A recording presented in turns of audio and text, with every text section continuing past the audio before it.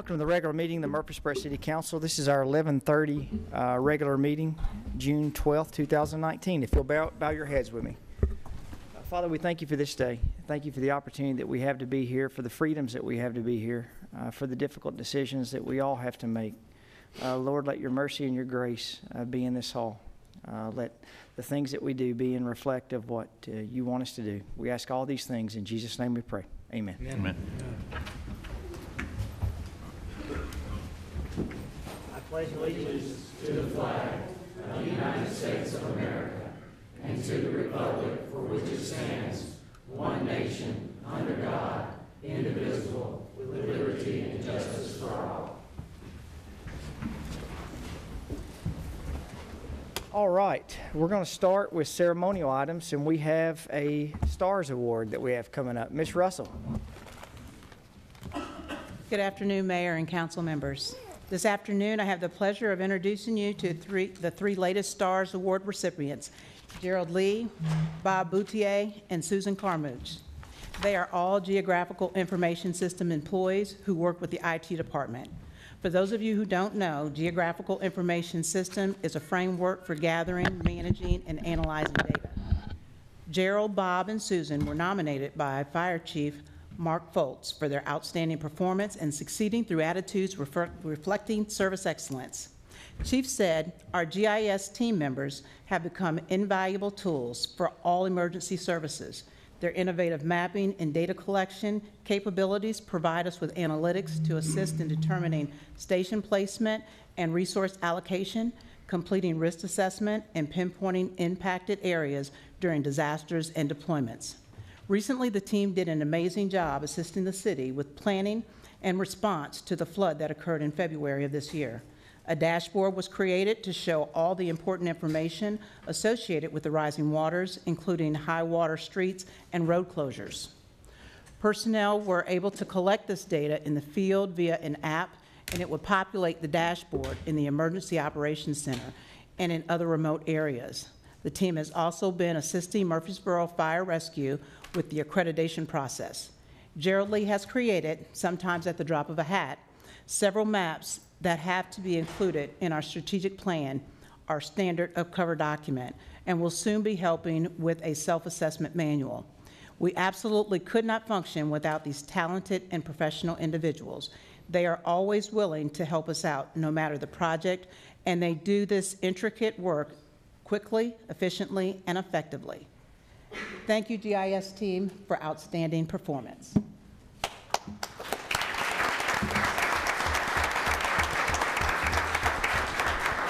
Bob.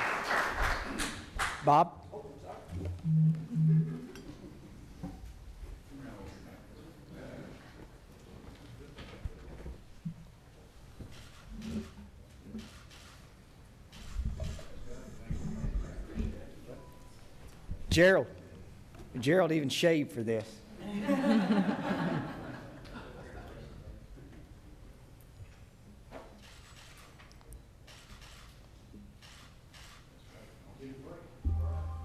And then last but not least, Susan.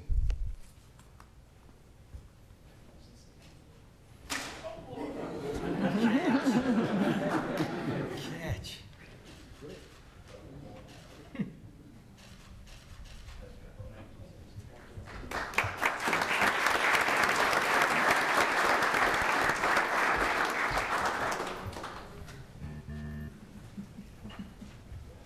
All right, we'll now move into new business and talk about the adoption of the proposed fiscal year 20 budget proposed from administration. Mr. Tyndall, we'll turn it over to you. Yes, Mayor. We've, as I said in our last meeting, presented council with a budget on May 15th, balanced budget this year.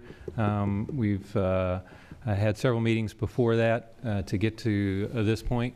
I don't have any additional comments other than what I added last year, but we are more than happy to answer any questions the council may have in their discussion.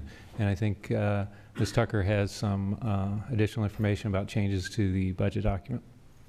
Yes, we're recommending the FY20 budget and tax rate ordinance, but before so, we've identified a few corrections to the budget that we recommend approval.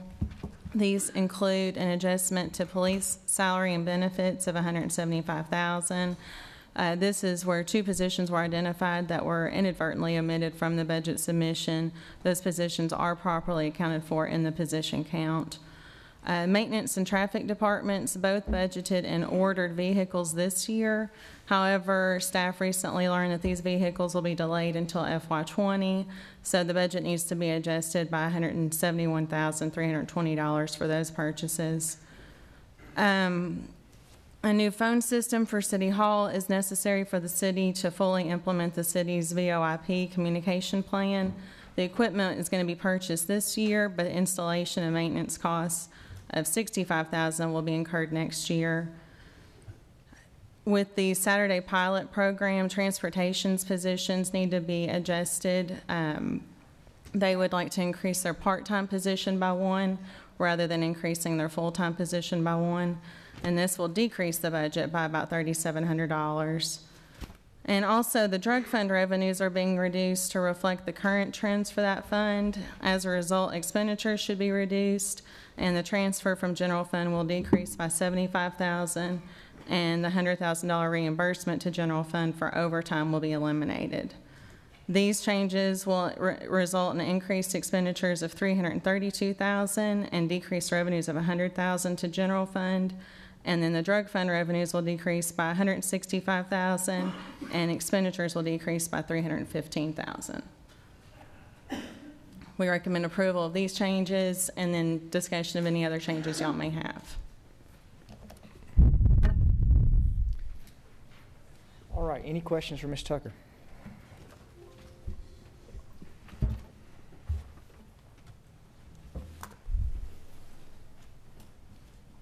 All right, so we just need to get a motion on the changes that are recommended, and then we can get into discussion on appropriation in the tax rate ordinance. So moved. Second. Motion and second. Ms. Wright, you'll please call the roll. Vice Mayor Skels Harris. Aye. Mr. LaLance. Aye. Mr. Martin. Aye. Mr. Shacklet. Aye. Mr. Smotherman. Aye. Mr. Wade. Aye. Mayor McFarland. Aye. All right, that was for the changes to be proposed. Now we'll consider ordinance 19012 on first reading for the fiscal year 20 appropriations ordinance.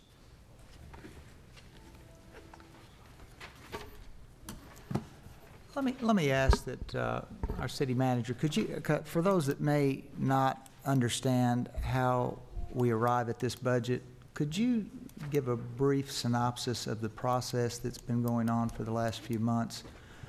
How it begins, how the input, how do we come to this? Because I'm not sure, it doesn't appear out of the sky, and could you kind of help us with that? Sure, that's certainly true. No, we start the budget process generally after the first of the year.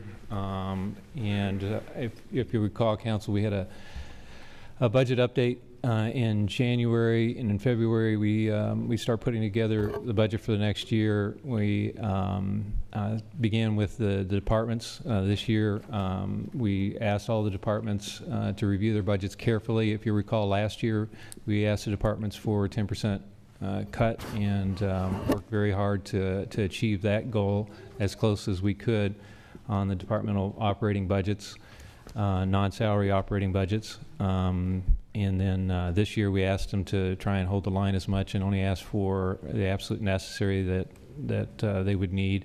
We reviewed their changes together as a group and found where we could gain some synergies by the departments working together, which we've done since last June to try and achieve as close as we could to the budgeted amounts that we have and look for any savings that we could gather for this year. And we were able to take only from the necessary items that the departments felt like they needed for services for next year. We cut that by about $1.4 million, I think, somewhere around in that number. But what we recognized is from the cuts that we achieved last year is that we did have some difficulties in maintaining services at the appropriate level, and we also incurred some additional costs that were unanticipated by cutting back on our budget in that respect.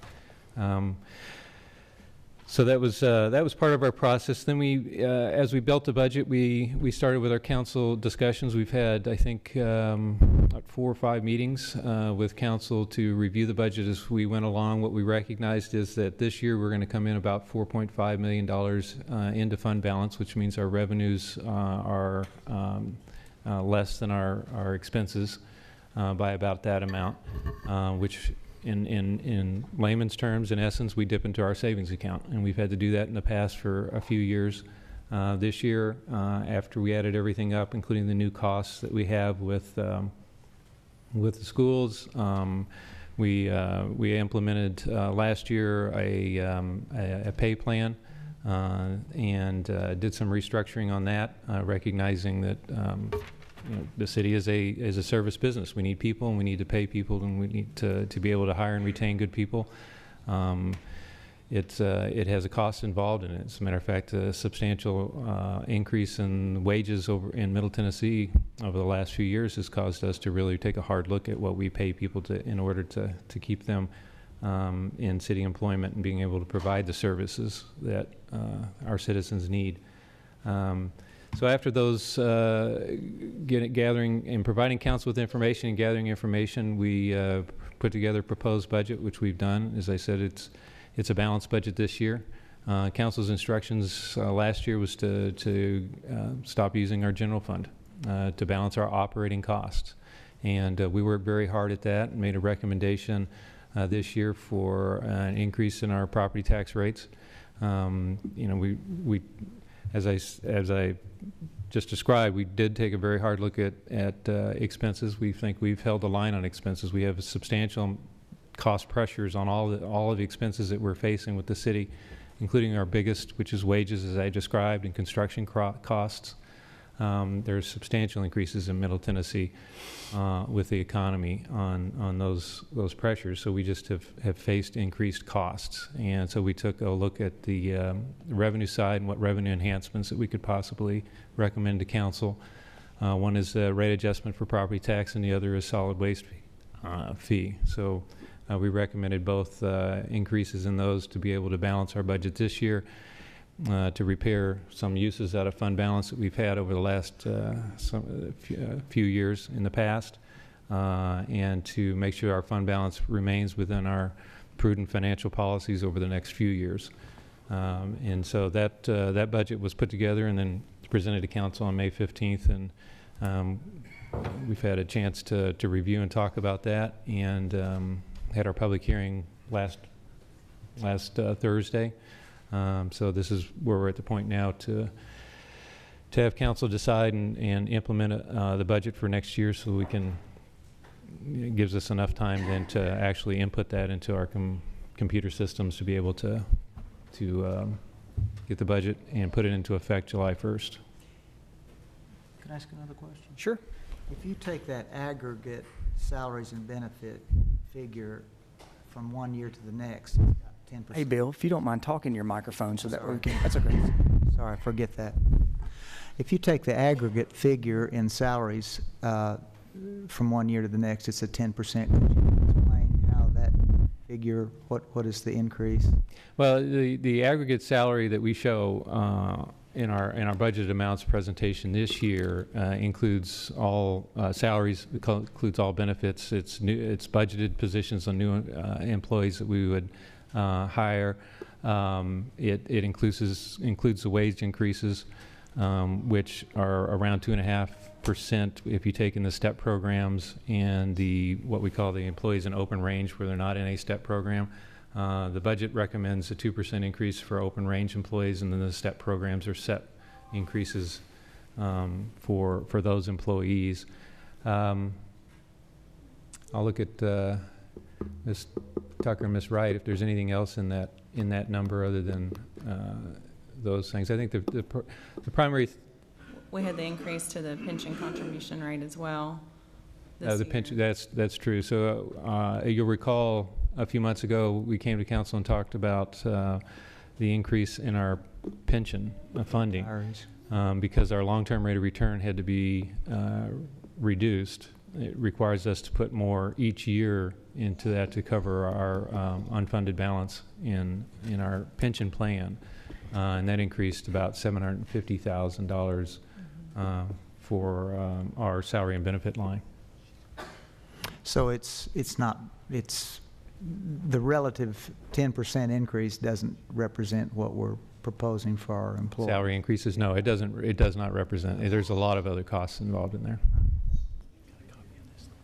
Craig, I think if you will, going back over the last 4 or 5 years and looking at the increase in the budget, it's anticipated that that's all in spending. But can you, and maybe Ms. Tucker would be better to explain this, can you talk about the pass-through money that we receive that we don't really have control on how that's spent? And maybe talk about that in terms of really just the last 3 years. It's the trend is almost identical, but maybe you could explain that. Right, well, we receive money from the state and from the federal government for things like road improvements. We receive pass-through money through the State Street Aid Fund, through the gas tax. We also receive grant money to help fund the Rover program, the community development programs. Greenways, I'm sorry? constructing greenways. Construction of the greenways, yes. So those funds, the assumption would be if we didn't receive those grants, that those many or maybe all of those programs would go away. The road improvements would, instead of be funding through the operating budget, would instead go through the CIP process. So, but in other words, if we are allocated $13 million to build a greenway, we have to show that as revenue, and at the same time, we show that as an expense. So, right. Do you know what the total amount that's in our budget this year that's just allocated pass-through money? It's just a little under 22 million on the revenues, and then on the expenses, because some of it is one-to-one, and then some of it we might have a little bit of a match in order to get those revenues. So it's a little closer to 23.7 on the expense side. For example, when we're building a road project that the state is involved in and we're getting money for that, or when it looks like that our infrastructure budget is a certain number, it's not necessarily money that we're collecting, it's money that we're mandated. Our state street fund, for those that are out there, that's the money we get to pave streets. That comes from the state, and we're not really...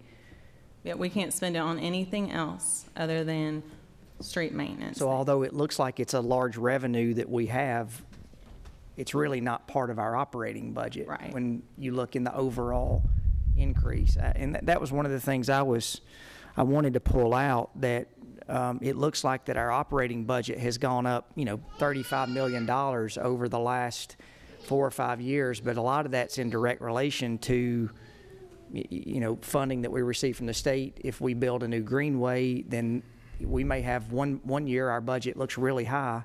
The next year, if we don't spend that money, the budget looks really low. So right. A lot of that, it's really hard just to look at revenues and expenses on the overall, because I think the number is 12 to 15% of our total budget is all pass-through money. Bridge over Broad would be a good example. Yeah. So.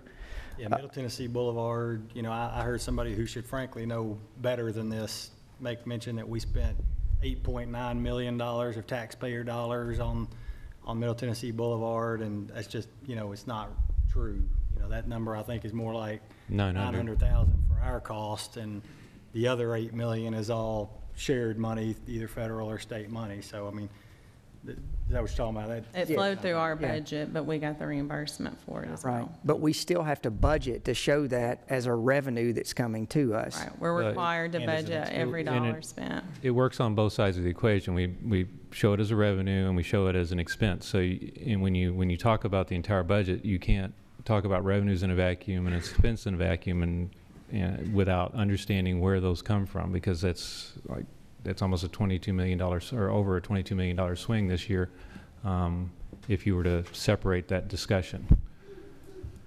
One of the things I pulled out as well, and it's easy to armchair quarterback, but I went and looked at TDOT gives us a number on what the the paving cost is on a year-to-year basis. That's how we budget our paving. And the TDOT number for paving in 2000, I have to go back and pull this up, but the TDOT number for paving 4 years ago, our number right now is about 44% higher than it was 4 years ago, which means every time that we repave a road or we build a road, we're paying 45% more than what we were paying.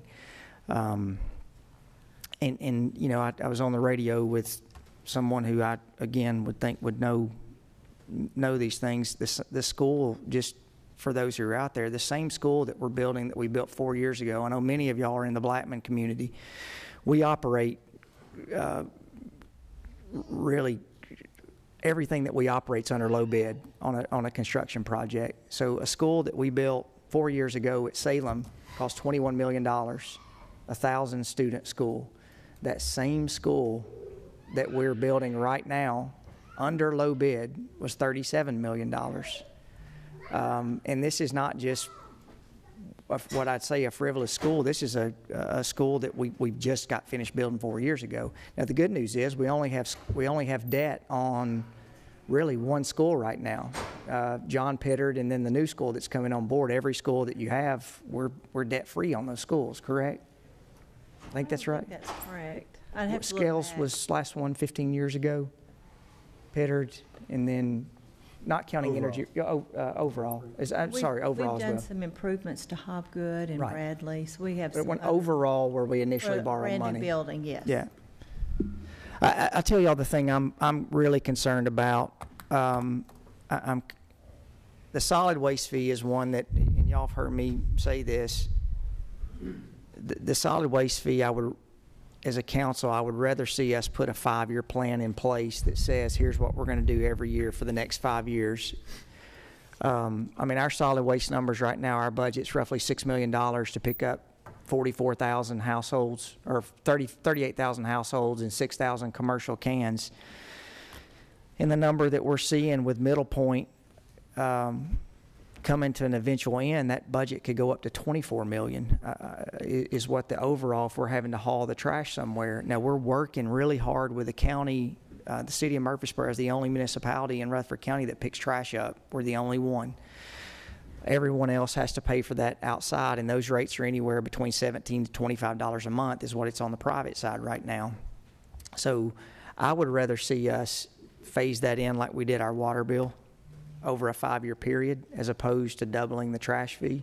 The trash fee's indiscriminate of what your property value is. So I think that's something I really would like us to consider and see what that does to the budget. Yeah, there's the proposed budget separates residential and commercial. So I think you're referring to residential. Right. Yeah. I mean, we shouldn't, and this is in my opinion, we shouldn't be picking up except for the downtown area, because it is what it is. Yeah. We shouldn't really be picking up any other grandfathered items that are in there. So what's y'all's thoughts on those? I agree. I think we need to do it in increments on that. Seeing that, and I'm understanding the figures, how we arrived at what we arrived at, but I'm also very concerned with the people, and I'm a citizen, but the people that are less fortunate than I am, that are going to have to pay this amount.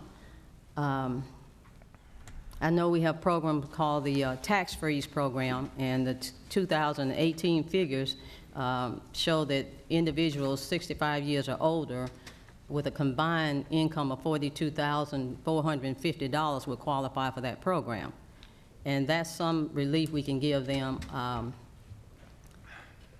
But for this big hit, my question is, I know how we arrived at this 39%, I understand that.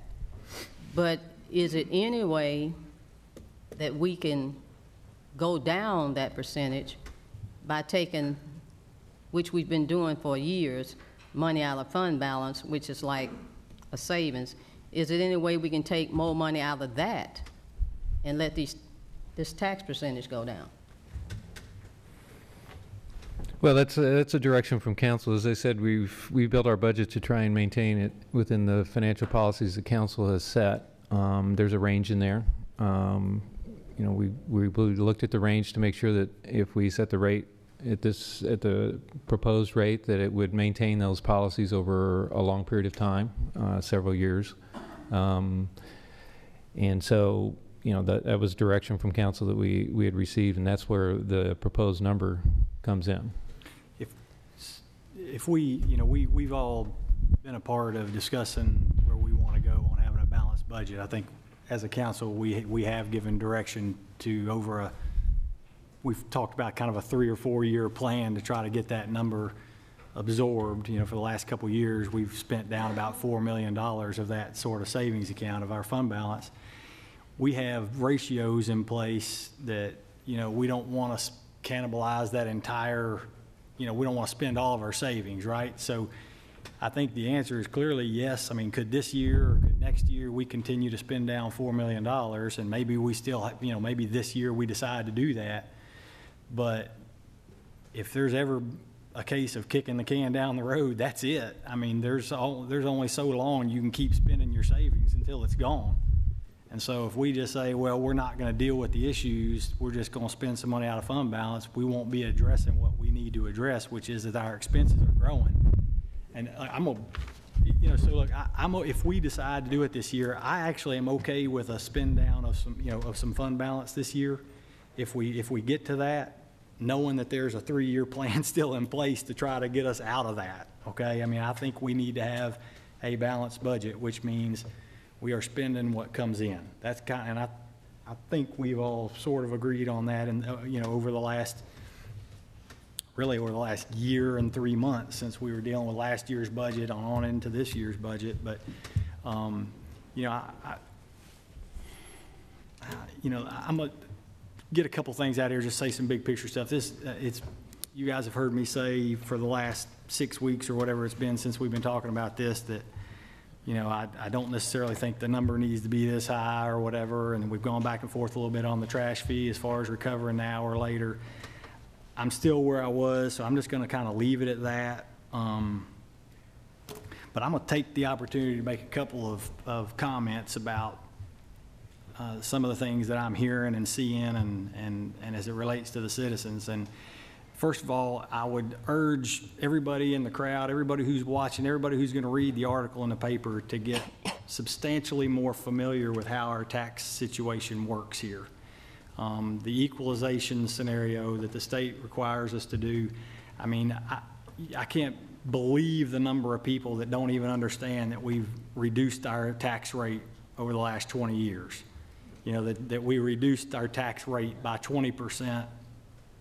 Well, Mr. 2 years Ford, ago. I'm not going to, hold on a second. The plain fact, I pulled up a gentleman who lives on the north side of town. These are the facts. A house that is valued at $166,000 in 2009 was paying $584 in taxes. This year, that house is worth $265,000, and they're paying $547 in taxes. So listen, here's the deal. I'm not even talking about necessarily that. Yeah. I'm just talking about the function of how it works, okay? That the tax rate goes down, how the equalization works, that people would get familiar with sort of what that does.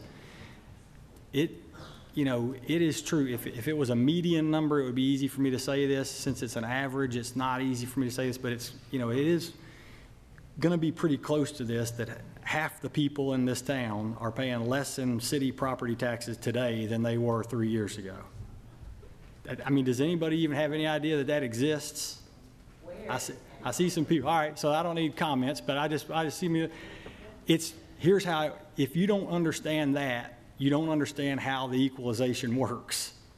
Okay, so I'm urging you to take a peek in that. Look, my property taxes went up the last appraisal. Okay, the reason is my property value was appraised at more than the average of the city went up. We can't make any money, the city can't make any new money based on appraisals, which I think is appropriate. That's a state deal. It's an appropriate thing. They don't want the city, any municipality, to be able to raise revenues by some fake increase in appraisal values. So that's cool. That's a good thing, okay? But the fact that we have to reduce it means we're a net neutral. The only way that new money comes in is new growth, new properties being taxed. All right?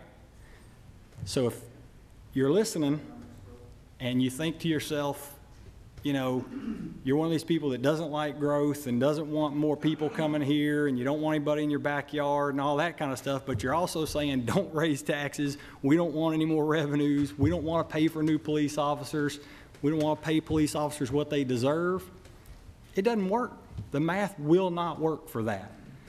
So here's my point, is basically to say there are lots of things like that in this budget that once you really understand and get into the meat of this stuff, isn't just as simple as either I like higher taxes or I like lower taxes, or I want this or I want that.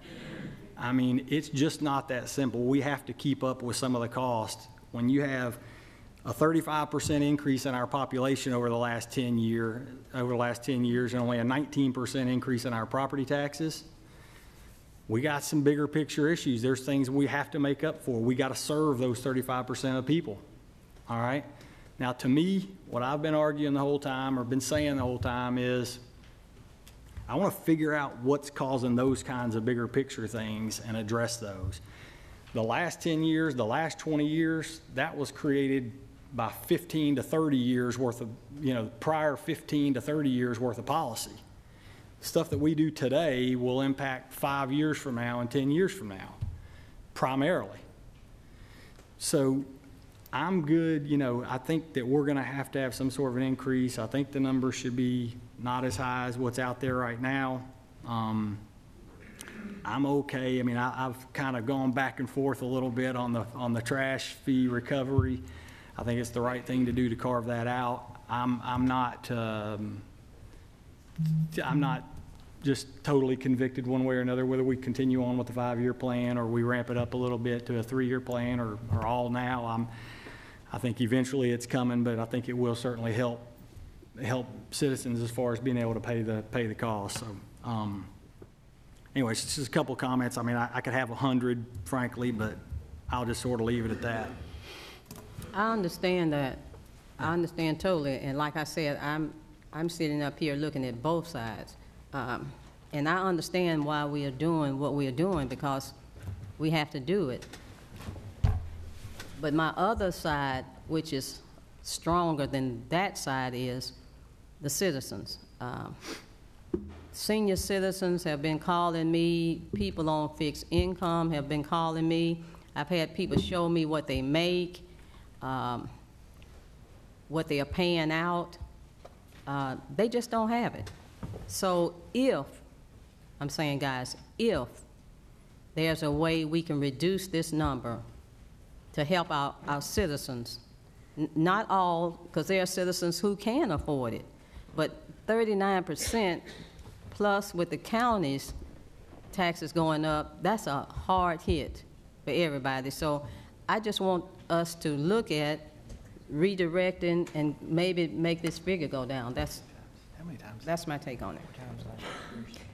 Mayor, it was suggested that I discuss the tax freeze and the tax relief a little bit for those who maybe don't understand how that works. The tax freeze, as the Vice Mayor said, the income this year is going to be based on the 2018 income, and the amount is $42,450 or less.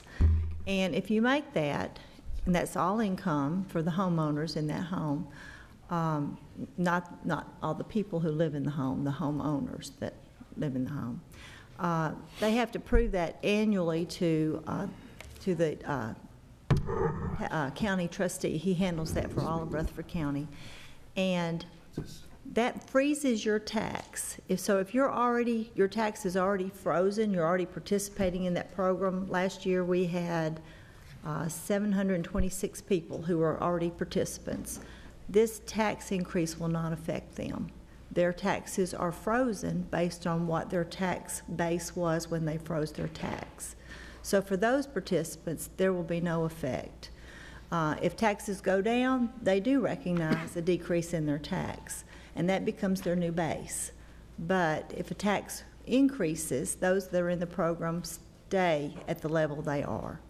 Now, for those not in the program that qualify, then they can get into the program if they qualify this year, based on last year's income. And then that's their new tax freeze. So if taxes go up again in a future year, we look back to the base where they froze their tax. So that might be of some assistance. For tax relief, the income base is lower. It's $29,860 based on your 2018 income. Last year, that would give an extra $66 towards someone's tax. I haven't heard what the 2019 formula works out to yet. But for that, you have to be 65 or older, just like the tax freeze, or you can be totally and permanently disabled per Social Security or disabled per the Veterans VA. Those are based on the home value for VA. They do their formula differently. But there are two different ways that there are some assistance for those who are on a fixed income if they qualify on these amounts.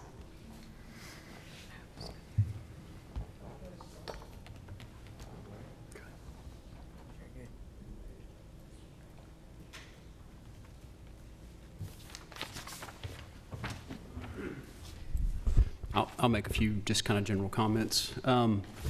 You know, I didn't know, this being my first budget cycle, this is going to be this exciting, but obviously it is very exciting. So having said that, you know, I think I want to give Craig a lot of credit because, you know, his job is very difficult, and we tasked him with, you know, to pull us out of reliance upon fund balance from a budgetary standpoint.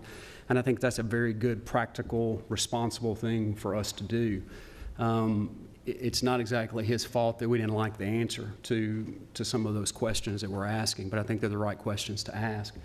One of the things we've talked about, and I think it's especially important to talk about it in this meeting, you know, there is a portion, just like there's been a portion of our budget that we have relied upon fund balance or savings to balance. There's also been a portion of our budget that we've relied upon one-time income streams to balance.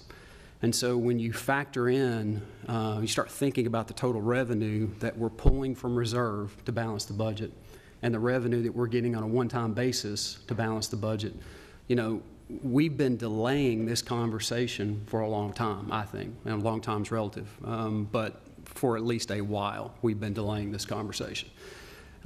So, you know, the other piece to this is, you know, no one wants to pay more in taxes. I think we've talked about that. I don't think anybody here wants to stand up and volunteer. I know there's been some polling in town, and I'm shocked that 85% of people said they didn't want to pay more in taxes. I don't know why that wasn't 100, quite frankly. But that being said, when you look at the capital improvement backlog of things that need to be done to our city to continue to put us in a position to grow where we can attract, where we have opportunities to attract the type of industry and the type of jobs that we want, there are some things that need to be done that we have not done, and part of that is we have delayed passing that cost on to the residents. When you look at what the tax rate was, and Rick touched on this 20 years ago, at equalization, had those sitting in these seats every time property values went up, increased those tax rates, you know, we'd have a lot more experience doing this, and the public would have had a lot more experience in going through that process. Maybe we would not have gotten to the point where we're talking about a 40% increase had we done those things. But those things were done, and the reality is there have been opportunity cost to the total revenue of the city and the backlog of the CIP projects that really need to be done, because that's revenue that is lost and will never be captured. It's gone. Now, I'm not suggesting, you know, the citizens of Murfreesboro owe us a backlog in, you know, past tax revenue. That's not the point. The point is those monies stayed in individual property owners' pocket, and over a 20-year period, they did not have to pay more for what are substantially more services that are being provided in the city of Murfreesboro over the last 20 years. If you've lived here for the last 20 years, you can see it. The city's doubled in size. It looks different. There are a lot more amenities here than were here 20 years ago. I've grown up here, so I've seen that happen firsthand. I think as we grow, this is one of the very healthy conversations for us to have as a community. You get diverging groups within our community that say, I want to pick and choose what we have of these services. And that's a big part of what we're talking about. And all of that gets dumped into spending. Some people would be happy to have parks. Some people would be happy to have advancements in fire protection, advancements in police protection. And so you get this buffet of choices where we say, well, this group really wouldn't like that, so let's sell the tennis complex. Well, that's probably not going to make people happy that play tennis, or let's get rid of the golf course. Well, a lot of people use the golf course. And it's not an ideological perspective, at least from me, to say we should or we shouldn't be doing these things. But the reality is, if you've lived here for 20 years, these things have been in place. These things have been a part of our community, and probably a big part of what makes Murfreesboro great to a lot of people, which is part of why we've grown the way we've grown. So I just offer that ideologically to our group. I think, me personally, I'd love to see us fully recover on trash and frankly carve it out and put it in a bucket and keep it out of our operating budget. I've mentioned that. If we feel like that's not the best thing for all of our residents across the city, I don't have a huge objection to that. I have a greater objection to it not being carved out while we're simultaneously having the discussion that it's an enterprise fund. That bothers me. I do also think that,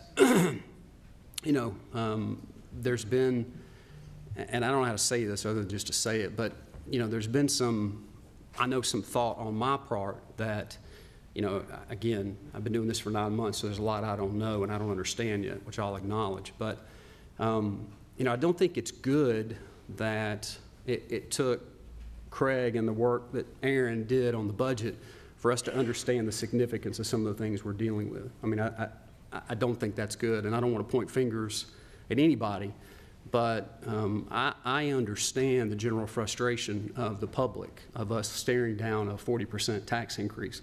That didn't feel good to me. It doesn't make me proud to have to say that. I don't want to have to argue that because it's a pretty tough argument to make until you dive really deep into this and say, if we're not going to do that, do we stop building the school that we borrowed the money to build? Do we not put teachers in it? How do you balance those things? And I think that's the hard part of why you have elected officials for those people that are part-time doing the best they can to make those decisions. So all in all, I just wanted to get that out. One other thing real quick that I think, Mayor, you brought up, which was a great point. I know there's been some discussion on expenses associated with the Rover, as well as expenses associated with the transportation center. Correct me if I'm wrong, Rover's funded 90% by other resources than ours. They're operating as 50 federal, 25 state, 25 local. Their capital is 90 federal, 5 state, 5 local. So 90% of the capital cost were not ours, and 25% of the operating. Actually 95 if you include the state. Okay. And then our new transportation center, I know we've talked about that. What is Murfreesboro's cost for that facility? I believe it would be the 5%. It would qualify as capital. It Mr. should be Kerr's 10%. here. He can correct me if I'm wrong. It's 80-10-10 on capital. Oh, was it 80-10-10? Okay. Well, I think those are very important things for the average person to know, that the local municipal government's not just writing checks for things we would like to have. People are working very hard to find these monies to benefit citizens within the community, and frankly at a discounted cost from what it would cost the citizens.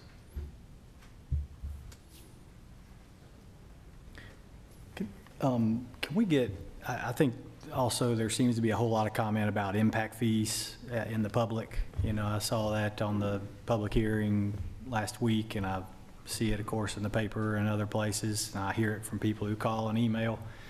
Can you make sure, and let's go ahead and get that out in the open, where we are on impact fees right now?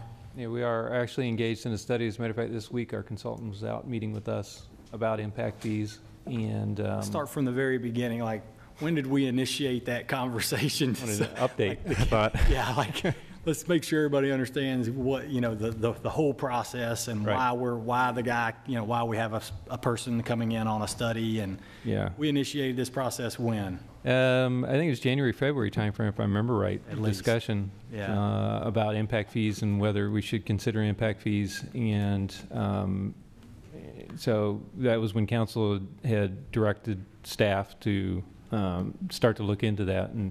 And that's what we did. We found a well-recognized consultant that's worked all over the country, including in Tennessee. We have to do that, right? I mean, we have to have a do. study done. Yes, we have to create a what's called a legal nexus to talk about the impact fees, to substantiate what we would set them at. And so we're going through that study now, setting the costs involved and how we would translate that into some type of fee that we would recommend to council. And so that's the process we're going through now. It's an extensive study. It takes a lot of data and a lot of information, which we are gathering and giving to them. And then, of course, then we would bring it back to council for discussion.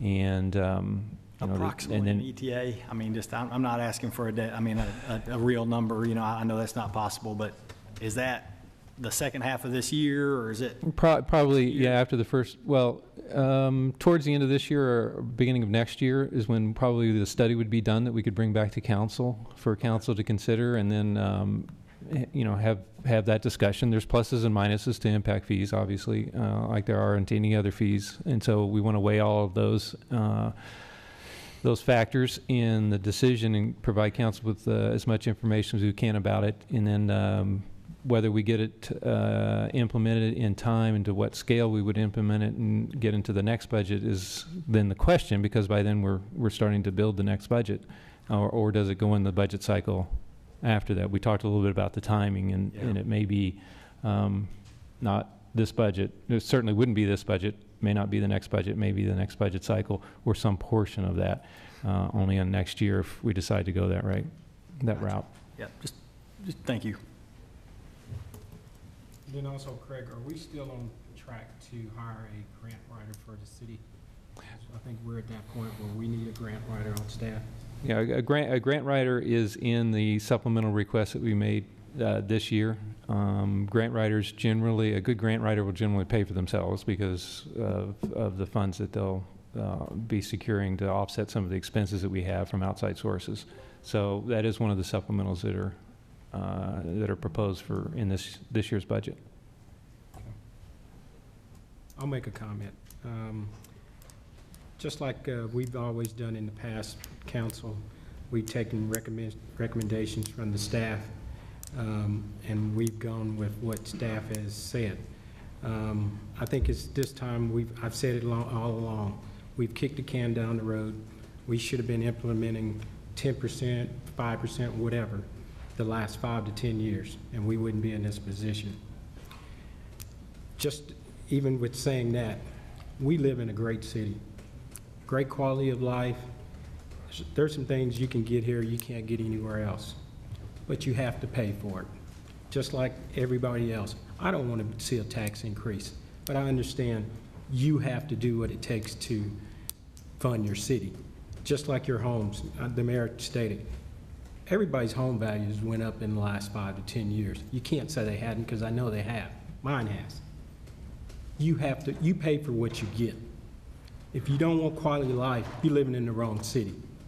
We're a progressive city, and we have to pay for it. And I think that's where we are, and that's where we stand today. We have to pay for what we get. And we're not saying we want to do a 40% tax increase. We're saying we have to do something. And if we don't do a 40% tax increase, are we back here at the same table again and doing this over again next year? That shouldn't happen. I sat up here since 2006, and we've used, I think I've said this before, we've used this not raising tax thing as a badge of honor. And I'll admit, when going out to speak to people, we'll say, look, we've not raised taxes in 15 years, 16 years, 17 years, 18 years, and we've been able to use growth to pay for it. That's There's no way around at looking at that. We've been able to look at increases in property value. I mean, 10% of our sales tax and property tax revenue is out at the Medical Center Parkway area.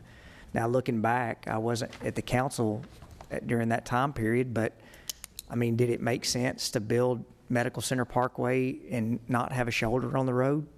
I think we can go back and say probably not. I mean, we probably can look back at things we did 15 years ago and say we would do it different. I mean, River Rock Boulevard and Cason Lane is a great example of how we probably would have done things differently. The part that we've really been wrestling with, you know, and it's so hard to be able to get out exactly what we're dealing with, you know, and I made a few notes. You know, back in 1998, we were dealing with roughly an 11% unemployment rate. That was our unemployment rate in Rutherford County. Right now, we're leading the state in a low unemployment at 2.4%. So the problem that we're having as a council, in 2010, we were on a defined contribution plan. In other words, defined benefit plan. In other words, our employees that were here before 2010, their highest 5-year salary, they get that at their retirement, and they get that from here on out. We changed that to basically go to a 401k program in 2010. The reason we did that is because we couldn't afford to continue with that pension. The problem with that, we could always say that your city salaries were less, but your benefits made up for that. Well, that's no longer the case now. The benefits that we have in the city are very comparable to what's in the private sector, but we can't hire people to come in the city. So some of the things that you don't see is, you know, 2 years ago, we lost 24 police officers in 1 year. And so we were getting just hammered on, why are you losing? Why are you having so much turnover with your new police officers? Well, the reason why, we put in a portable retirement plan in 2010 to save money, and exactly what has happened is people are portable now. They leave. So we had to end up increasing our police officer salary roughly 10% to be able to compete with Nashville, Mount Juliet, Smyrna, some of your smaller cities. That number was about $2.5 to $3 million over the last couple of years. So our unemployment rate now at 2.4%, we can't hire truck drivers to be able to compete with the private sector. That's why when we talk about brush pickup right now, that we're having trouble getting, like in my neighborhood, getting brush picked up and grass clippings, we're having trouble getting drivers. So we're having to pay more now than what we did 10 years ago. You know, we've invested, and we've had a history of doing this inside the city. When you look at our capital improvement plan, you know, we spent $2.8 million on SportsCom. But the reason why SportsCom was about 25 to 30 years old, and so we've got a history inside the city of Murfreesboro that when we build something, we use the heck out of it. And then we use it and use it and use it till it comes time that we say we've got to put a bunch of money into something because we didn't take the time over a couple year, 3-year period to really fix things. So when you talk about a police headquarters, we were in the same police headquarters since the 70s. In 2008, we talked about that we wanted to spend somewhere around $26 million to $28 million to build a police headquarters. That's sort of what we put in the CIP plan. During that discussion, we were talking about building an annex out in the Blackman community. We were trying to decide, you know, if it made sense to be able to really spread our police out. So at that same time, the hospital moved out of the downtown area. So then we started seeing crime go up in our downtown area. So we said, okay, the great example or great benefit has come up where we can buy the medical clinic, and that will help stabilize that area. We budgeted in 2008 the $28 million. When we got our bids back in 2014, 2015, the bid was $40 to $41 million, not including land. 7 years had gone through that time period. So to say that our police headquarters ended up $23 million over budget is just not true. Now, the headlines are much better to say that we went $23 million over budget than it is to say the other. But what I want y'all to know, you know, with us who are up here, we're not just willy-nilly spending money, making sure things are not going over budget. The things that you don't take into account is on that police headquarters, we ended up centralizing all of our IT for pretty much the entire city into that police headquarters. The reason why, Our Comcast bill came back where our franchise agreement, we were not having to pay anything, and that Comcast bill came back that we were going to have to pay almost $1.1 million a year for our phone, internet, and cable services. So we made the decision that we wanted to spend the money up front to not have to do a part of that. That's one of the reasons the police headquarters went over budget. Now, a lot of our communications are in there. The soccer facility, you know, I keep seeing the number on the soccer facility that comes out. We spend almost $600,000 to $700,000 a year in maintaining a soccer facility that our kids can only use 5 months out of the year. The new proposal that we've worked on, our maintenance goes down to a couple $100,000 a year, and our residents in our community can use that facility 12 months out of the year. So what we've tried to do, not counting the 20,000 room nights that we anticipate is going to come in. So even on a conservative number, if we don't have a dime come in sales tax and property tax, or sales tax and hotel motel tax, we're going to save roughly $350,000 to $400,000 a year on maintenance, and our residents get to use the facility more. So there's some of the things that we're really looking at that we're trying to work through. Now, there's going to be more and harder discussions that we're going to have moving forward in the next several years. You know, I think Mayor Ketron has been great to work with on different things like consolidation of our emergency and medical services. I mean, the number that came back to us on building a new communications facility where the county was going to be $30 million, and we were going to be responsible for roughly 17 of that. We came up with an idea that we were going to consolidate emergency services over into our police headquarters with the county. Do people like the turf of saying, hey, you're going to come over to help with the city now? I mean, especially people who've been here 30 to 40 plus years. No one liked that. But that's going to end up saving the Rutherford County resident more than just what the city of Murfreesboro is going to save. We're going to have those discussions moving forward about schools. No one wants to hear that. And it's like talking about Social Security on the federal level. But moving forward, it makes no sense for us to build a $40 million school when the county's looking 2 miles down the road to build a $70 million school. We're going to have those discussions. The same discussions we tried to have 3 years ago about our utilities. Murfreesboro Electric, Middle Tennessee Electric. Murfreesboro Electric is a donut inside of our city. At some point when our system's built out with the residents inside Murfreesboro, our customer base is fixed. When we have to replace and fix things, there's going to be a smaller number to be able to spread those costs out. Now, again, it's been done this way for 30 years, so no one wants to change that, but those are going to have to be discussions that we talk about. And if there's ways that we can partner with the county to be able to help with that, or partner with Middle Tennessee Electric or whoever we can partner with. I never thought that Consolidated Utility District and Murfreesboro Water and Sewer would be talking about how to collaborate to do things better. So the point where we are right now is not necessarily, I think, of anything that we've just tried to recklessly or frivolously spend. Murfreesboro has had a history in Parks and Recreation for 25 years. Not many of y'all know that of all the municipalities in the state of Tennessee, the Murfreesboro Parks and Recreation System has won Best Park and Recreation Department in the city for 19 years. So part of that is what's meant that has increased our property value. So a lot of those things that we're looking at, we're going to have to be able to mesh it together. 58% of what we're spending on money right now is all building roads. That's our number one thing that we hear is you can't build roads fast enough. So those are things that we have to be able to work through. So does anybody want their taxes to go up 39%? No. So, and I'm with you. But we've got to find ways to be able to pay for all the things that people are expecting for us to be able to. If we wait 5 years on these projects, then we're going to have people in here in 5 years saying, why did you not build the road? Why did you not build the school? And part of that's going to have to be getting it to where we can get growth to make it pay for itself.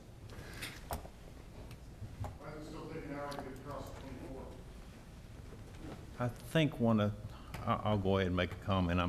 For those that follow the council, I'm the quiet one. I never say anything. So,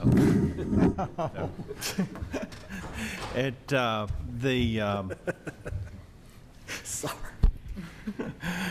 But we're at the point now in the city of Murfreesboro that the number one complaint I hear is trafficking. You guys, if I see you out at Hardee's in the morning, traffic's bad. If I see you on the other side of town, you tell me traffic's bad. And I agree because I'm all over town and I understand that we have issues. The only way those issues can be resolved is changes in infrastructure. And those changes in infrastructure are not cheap. When we're looking at Cherry Lane, we're looking at, a couple years ago, people were telling me, well, the bridge over Broad Street's not going to help anything. Eddie, why are you wasting our tax dollars there? I said, we got to give it a try, and I think it will because the engineers say it will. Sometimes you have to listen to experts, and they were right. It helped the situation. It has improved that one intersection, but the entire city is in the same situation because, is our traffic bad? It's not bad if you're in Nashville this afternoon at 4 o'clock, but it's bad in Murfreesboro for what we're used to having. And so we've experienced growth, and that growth has brought along with it a lot of things, and part of it is the growing pains of schools, part of it's the growing pain of police coverage, fire coverage, all the other things that the city provides. I do think that we should probably, and maybe this is something we need to go ahead and vote on. I think that January 1, we hit the residents of Murfreesboro on their water bill a $5 additional fee. Truthfully, I don't track my water, how much I pay each month. That if I hadn't have been looking at my bill for that fee, that I would have known it was on there because my bill fluctuates more than $5 a month. But it was. And so now we're starting to see that fee, and it's starting to impact the citizens of about $60 a year. I do think that for us to go for full recovery on our trash pickup, which costs us over $6 million a year to pick up your trash and curb from the curb and brush from the curb and get it to where it needs to go to, that's not free. The city has traditionally paid for it out of the general fund and out of our budget. We no longer can afford to do that, and so it has been passed on so that we're trying to get that, like a water department or an electric department where you'd pay for a utility.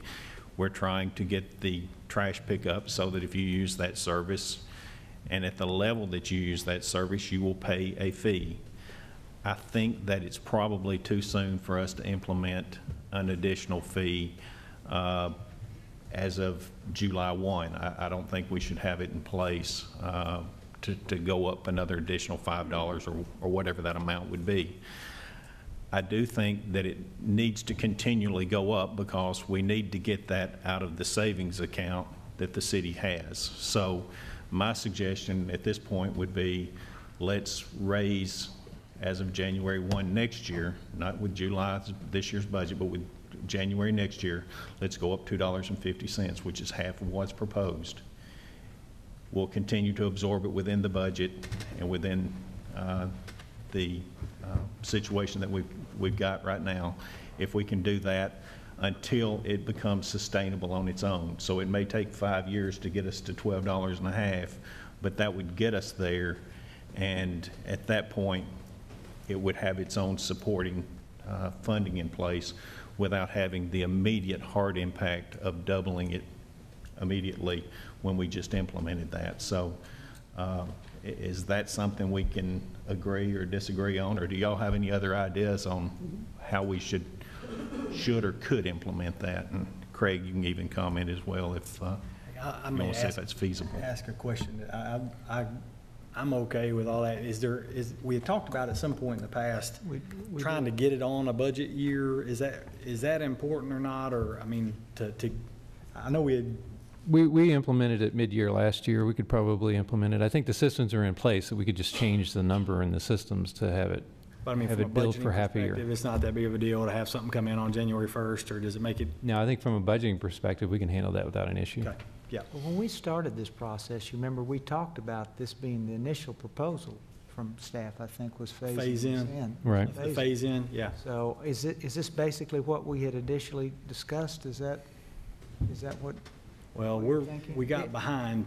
Well, it is, but I think years. the thing that we haven't figured out yet is, the municipal mayors met a couple of weeks ago, but we don't really know what the next option is to be able to do with trash.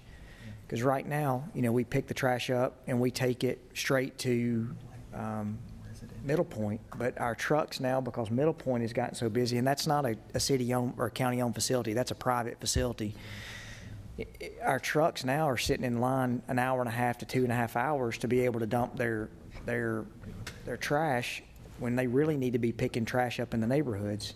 So what the long-term goal is going to have to be, we may not even have a solid waste department inside the city of Murfreesboro in 5 years. It may be an overall solid waste authority that's taking care of all that throughout the whole county. So, But this is just recovering the $6 million that you're basically saying the operating costs of today. A correct. portion of it. But that may go. A portion of it. My point is, if we enact that right now, on 2 years from now, there may be another medium in place that all of that may end up going away. Right. So,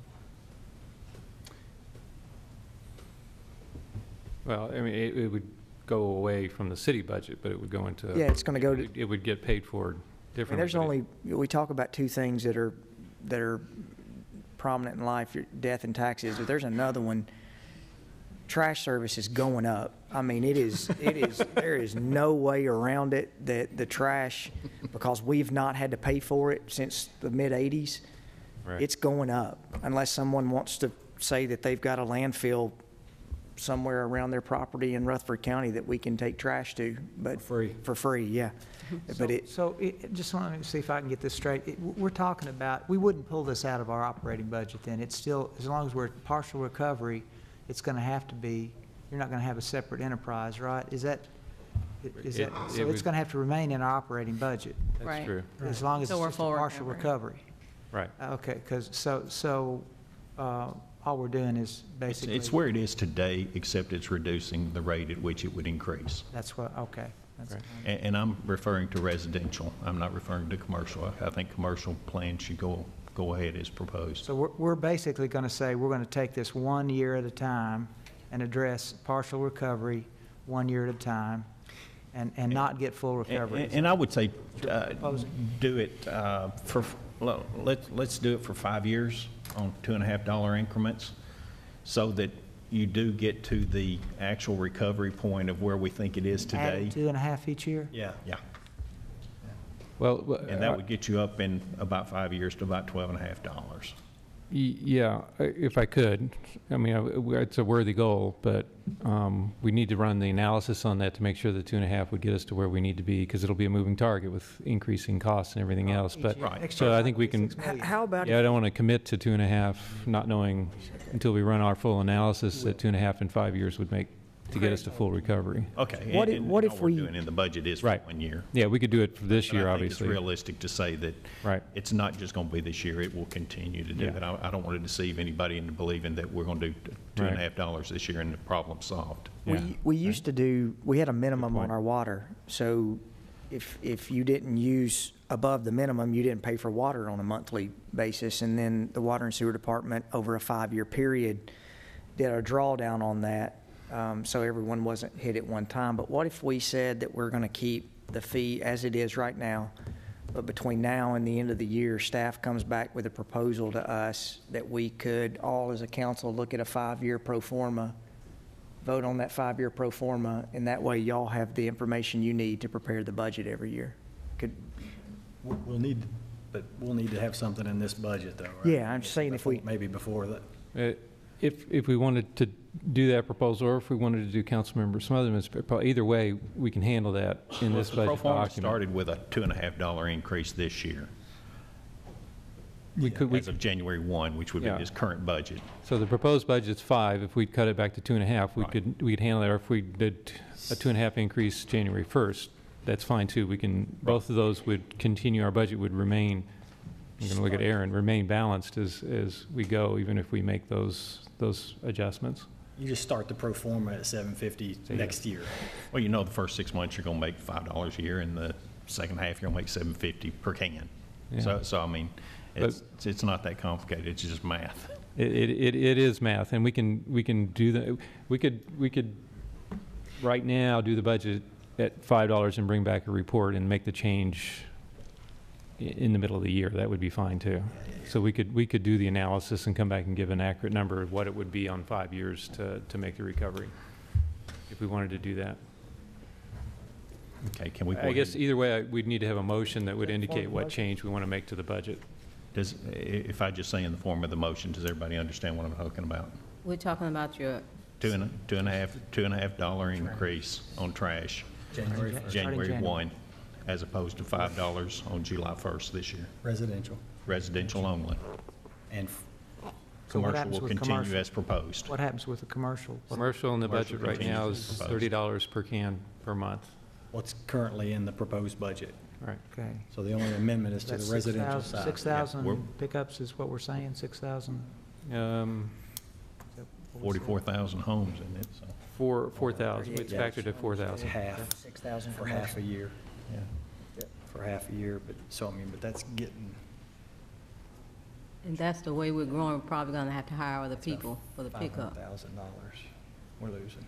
It looks like that'll be about a $1.6 million impact to general fund. Just real quick off the cuff, but Oh, I'll to go double from- check that. To go from 10 to 750 to go from 10 for the full year to 750 for half a year? Right.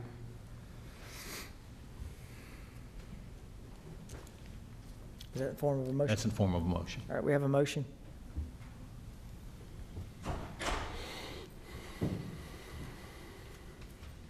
Can I ask a question for a second?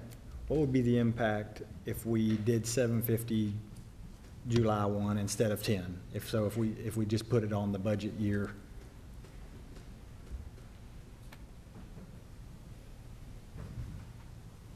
Looks like right around $1 million.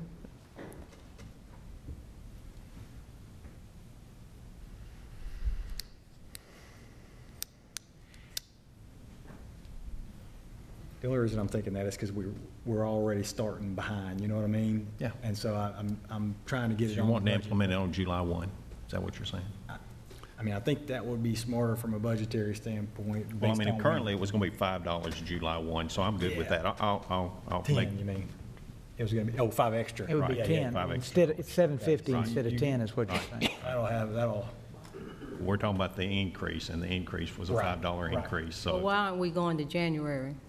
So if you did it this So way, it would stay catch it earlier. 750 from July 1st till And July it 1st. gets it in the sequence of the budget as well. yeah. We deal with the fiscal year. Same thing. And Yeah.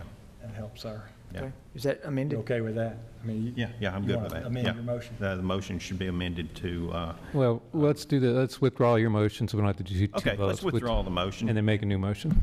And make the motion that, as of July 1, that we would implement a $2.50 increase rather than a $5 increase on the trash pickup Second.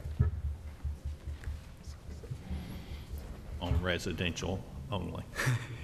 Okay. All right, there's the first one. Ms. Tucker, what does that leave? So Craig, you're not wanting, or Adam, we can make this list as changes and then vote on it all at one time? I think you, since there's a motion pending, you would vote All on right. this particular motion. Motion, Rick, you had a second? Yeah. All right, Ms. Wright, The please call the trash, roll. right? Vice Mayor Skels Harris, Yes. Mr. LaLance. Aye. Mr. Martin, Aye. Mr. Shacklet, Aye. Mr. Smotherman, Aye. Mr. Wade, Aye. Mayor McFarland. Aye. Ms. Tucker, what does that leave now in excess? About 1.1 million. Should be more than that. Should be, is it one? Because that was just a. Well, remember after the adjustment, we made the adjustments earlier in the meeting that took it Right. down a bit, so it's about 1.1.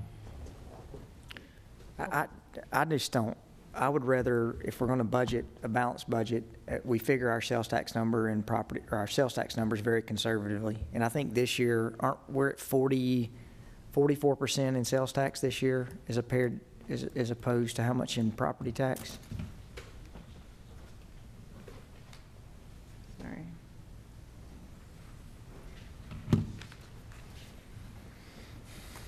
You mean percentage? Yes. Between the two? I just don't, my opinion, I would rather not budget excess funds to collect. I'd rather it be balanced. If our revenue is now showing 1.1 million more than what we're expending, then I would rather not collect 1.1 million. It should be balanced. Yeah, the only consideration still on the table would be our CIP, which we'll talk about later. So if there was an excess, what we'd probably look at is what we need to do in CIP. CIP right now for our budget is only about 25 million. That's pretty close to, that's very, very small, given our entire unfunded CIP budget. So so if there was any excess that would go in there, if we cut it out, that's fine. But we have to understand that it would affect the CIP and what we could do in CIP, because it wouldn't be the excess to pay any more than what we would have already budgeted. Okay. I guess that's a very long way of saying we really didn't plan on an excess, because it would be It'd be, yeah, okay. feed back into the CIP. So it would be balanced. So we're still talking about the 39% increase. Okay, my question is, we were talking about the quality of life, and I understand why the increase has to be made, but I'm looking at the amount of increase. Quality of life, if we increase the taxes, then we're going to cut down on the quality of life for families, because they're not going to be able to afford any of the, well, some of the amenities we have in our city. And a group we haven't talked about or considered, I haven't heard us talk about, are our MTSU students. Their tuition is already going up, so this tax increase is going to hurt them also tremendously. So I'm not knocking the findings. Here again, I understand the numbers. What I'm still trying to ask the question, how, if it's possible, can we possibly go down on the 39% at all? If we can go down at all on that 39% and still operate, or can we come up with some way that these people are going to be able to afford it? Because you take families right now living from check to check and still not making ends meet. We don't ever want to get to the point in our city, since we're so vibrantly known all over the nation, get to the point where our citizens can't afford to eat. Where they ever have to choose between, am I going to pay my taxes, or am I going to take my child to the doctor, or am I going to feed my children? So I'm just asking, we cannot go into that fund balance at all to try to knock these tax increase down. I know it's needed, but I'm still saying a big component we're leaving out are our people who cannot afford it. Everybody's going to have to pay it, but not as much. So I'm just asking, is it anything humanly possible we can do with this figure to help our citizens continue to live? Because when you do that, you're going to see more homeless, you're going to see more crime, 6 in one hand, half a dozen in the other. I'm just very concerned about this, very concerned. Am I right? Let me ask a question. Am I right that a penny on the property tax is about $450,000? Is that close? It's approximate, yeah. That's Okay, pretty close. So basically what it amounts to, and if we're sitting around our kitchen table, or we're sitting around this table here, are we going to put $450,000 into spend from our fund balance to reduce what our proposed budget is? We've gone through all of this process to determine what is appropriate and needs to be spent. So if we're going to do what Madeline's considering, it's $450,000 that we're going to have to spend in our fund to reduce it 1 cent off of the property tax. There could be other things that could be moved around, moved from the budget too. I mean, we need to talk about them and consider it, because right now, that's the clearest understanding I have, is that a penny on that property tax, so 10 cents, that's $4.5 million. If we're going to take 10 cents off of it to get to 29 cents, it's $4.5 million we're going to have to spend, or double what we propose, because right now the fund balance expenditure for this year in the proposed budget is $4.5 million out of fund balance. So if we take 10 cents off of it, in broad terms, if we take 10 cents off of it to save property owners and to take that off, it's $4.5 million, and instead of spending $4.5 million, we're at $9 million. And then what we say, these long-term implications of, and Craig, I'm not sure about this, but this process that we began, let me behind the curtain stuff for everybody that's listening.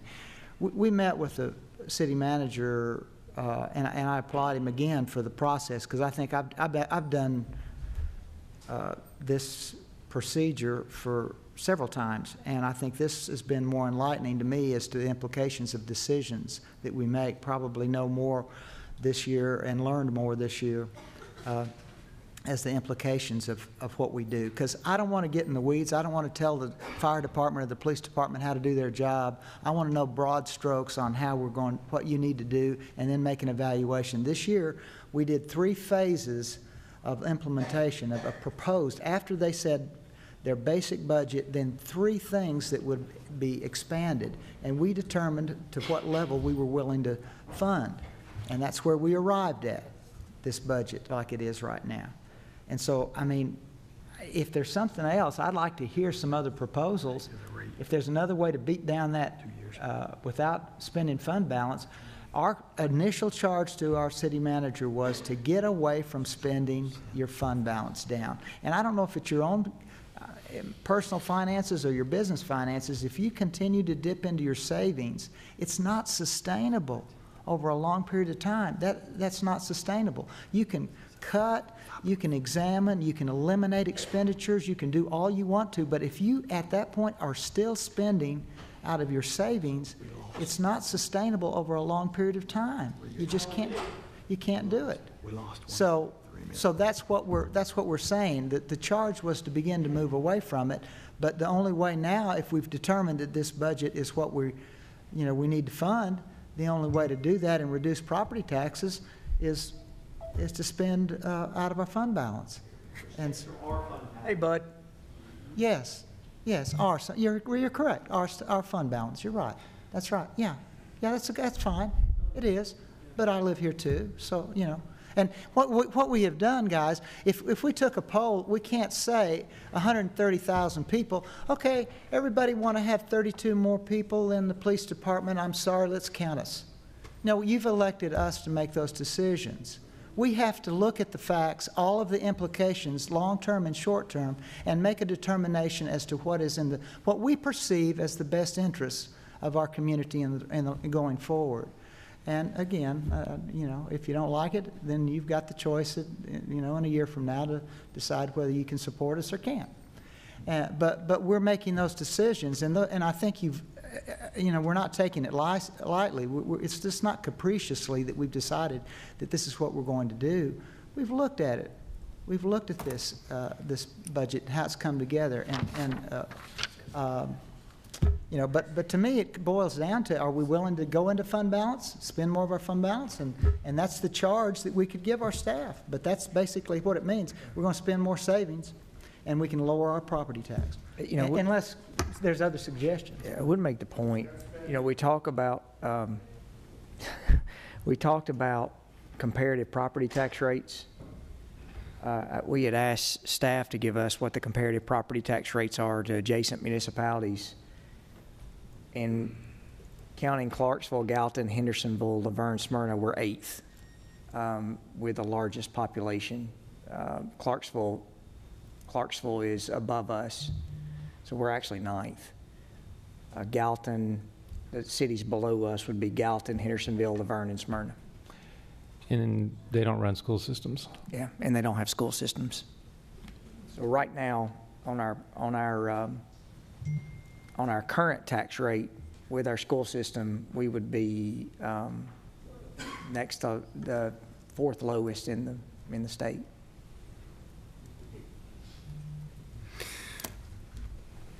So there's part of me, well, I mean, look, I'm trying, there's a lot of math, and I mean, we've made a couple of changes now, and that sort of changes the math as we've gone. We got a meeting tomorrow night, right? And what Yes. were we going to try to do first reading? I know you discussed last meeting. I saw you discussed about having first reading today and maybe first reading tomorrow. Possibly. Is that? I mean, sorry, yeah, second reading tomorrow. If we're at first reading tomorrow night, does that mess us up on our timing? Does that make it, particularly if we make changes? It seriously compresses the time to get what we need to do on the administrative side to get the budget into Munis. And Are we going to be able to have second reading tomorrow, even with the changes that have been made today? yes, Yes. Yeah. Do we have to get the changes put into the actual document and stuff like that to have second reading? Does No. that, you understand what I'm no, saying? not, Just in the ordinance. No, just in the ordinance? we'll Okay. publish the final budget later. Okay. We got to have it done by the 30th. Are we meeting on the 19th? We are, aren't we? The 20th? It's gonna cut No. us tight, but we can do the first reading tomorrow and the second one next week. It's gonna run us tight, but we can do that according to my calendar I'm looking at. Well, 20th, I think the how issue bad is would it giving be? staff administratively time to do the Once job. we approve it, that they don't do anything. They've Right. got a lot of work to do after we make our, Yeah. the sooner we can do the second reading, the better off we'll be. I mean, because they've got a lot of work to do within the budget to make it functional by July 1. And it's got to be a public meeting. I mean, so we couldn't call it a special meeting without public notice, so I'm assuming. So it would have to be either a regular meeting or enough notice in time to be able to get public notice to the meeting. Right. That's correct.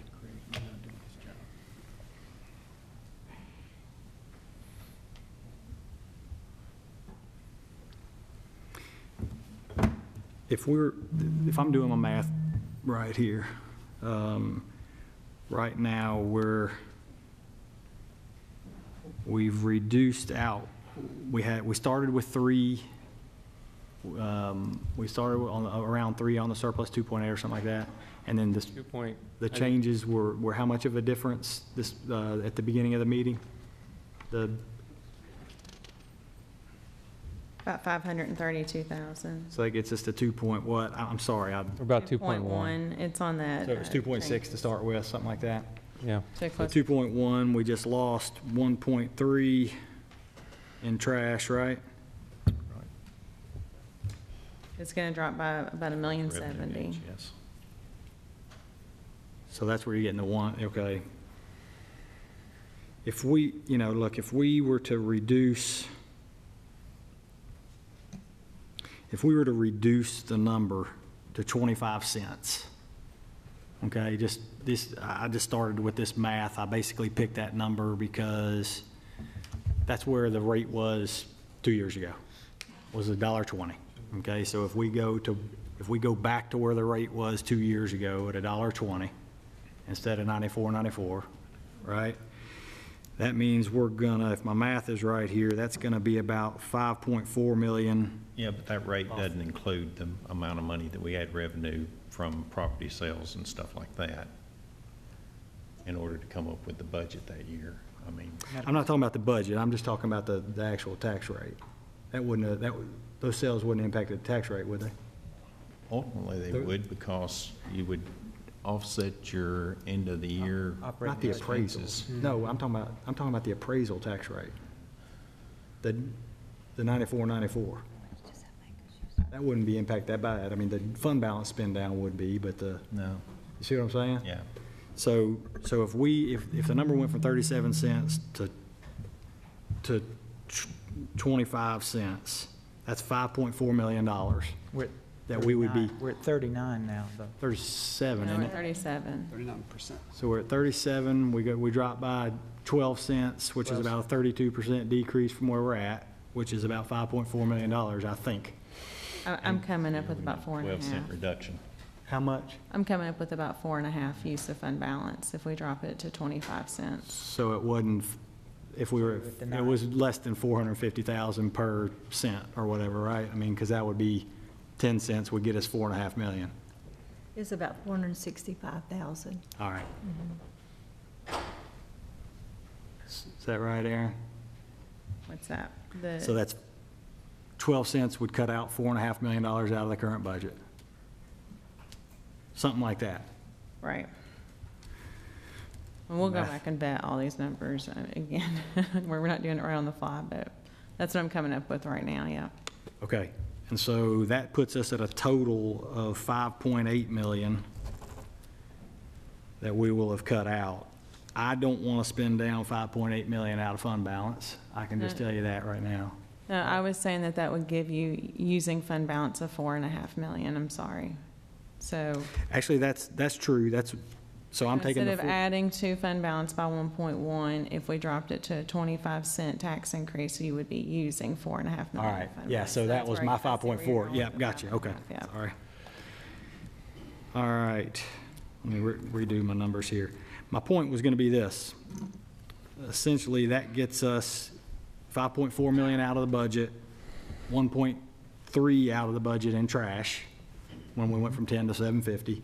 So for a total of $6.7 million that we will have cut out of the revenue side of our budget, right? That somehow we got to make up for on the expense side or the fund balance side. I would not be willing to talk about a $6.7 million spend down. Now, if we're going from we're currently at $4.5 million on the spend down, and I want to see that number being less. So our trajectory is still towards a balanced budget, right? Which means if we got that number, and actually, so if we got 6.7 million in cut out, we still had, where did we start on our surplus? Was it at 2.1? So minus 2 million out of that, we got we're down to a deficit of 4.7, a spend down of 4.7-ish. Y'all with me on that? Because we started at a 2 million surplus. We just cut 6.7 out. Now we still got 4.7 a spend down left. Of the reserve. Of fund balance or whatever. Something, yeah. But what is My conclusion. What is the reserve at this point? Where are we at with reserve? 2.1. No, You mean you mean the total balance, the balance? balance of the reserve? Yeah, the balance of the reserve after all. About 46, 47. That's not all cash, though. No. Yeah, that's not all cash. I mean, that's our fund balance. That's our assets over our liabilities. So it's not a savings account in terms of, we don't have that in cash available. But yeah, it's right. What's that number? Ish, The fund balance, unreserved fund balance is 38 million 38. at the beginning of this fiscal year. All right, so what I would ask would be that we would try to consider some way to take that number and basically split it between fund balance and savings, which means basically we got to come up with $2.3 million off the expense side.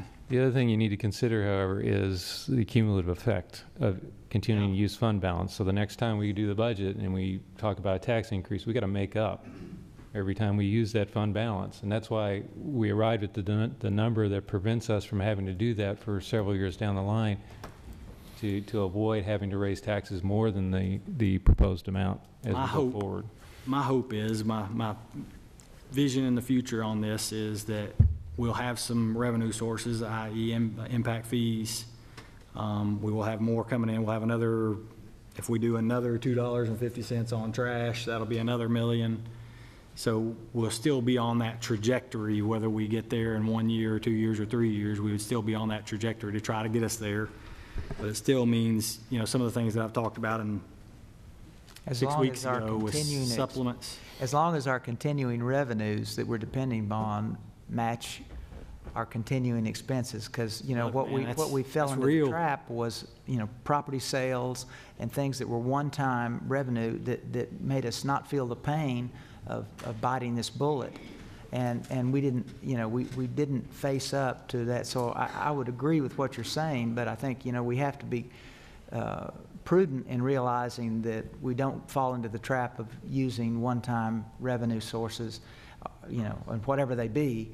The continuing expenses that are paying for this, it's still in some sense, it feels like we're kicking it down the road, but I understand what you're saying, and that does take into consideration the impact on our citizens, and that's certainly, what Madeline was speaking to. Listen, To piggyback on that a little bit too, what we have to be cautious of is revenue sources that are highly variable in economic conditions. I mean, as you well know, we're in an inverse situation with our long and short-term revenues, so, or not revenues, long and short-term interest rates, which indicates a potential recession as we come up. When we look at variable sources like sales tax, we have to be cautious because they react very quickly to economic conditions, as do development impact fees. If we were to impact development impact fees, they can stop very, very quickly. Our expenses aren't variable. Our expenses are the top expenses are exceedingly consistent over a period of time because we have salaries and debt structure as the two biggest ones. So they don't vary. And we have to be cautious of our revenue structure. And we talked about a structural imbalance right now that we're facing. We're relying quite a bit on sales tax, which is variable, and not that much on property taxes, which has less variability. Are we anticipating selling any land or getting any other revenue from anywhere this year? Well, we do have some limited lands, but nothing like what we had in the past, and those are always what we'll talk about later in our meetings, economic development. So we want to also be cautious with our land sales as to whether or not we want to use some pricing on our land to incentivize economic development for other revenues that might come in for that project. But no, nothing like what we have in the past on one-time revenues. And the exercise here, I think, and what council's clearly directed is to get away from one-time revenue in using that and relying on that for our operating budget. And I'll just make a comment, especially while Rick's out of the room so he can't hear. But actually, I've already told him this, so he knows. But, I would not be, if we want to have the conversation that we want to make cuts in the budget to get to a 25% tax rate, I'm open to that conversation. But I would not be, I can't vote for something that will pull money from reserves. So I don't think fundamentally that's a good long-term plan. I don't think that's a good way to operate a business. I don't think anybody would operate a business saying, hey, we're operating, spending more revenue than we're bringing in. So I'm going to stick pretty tight to balancing the budget because I think that's important. It's a priority for me. So.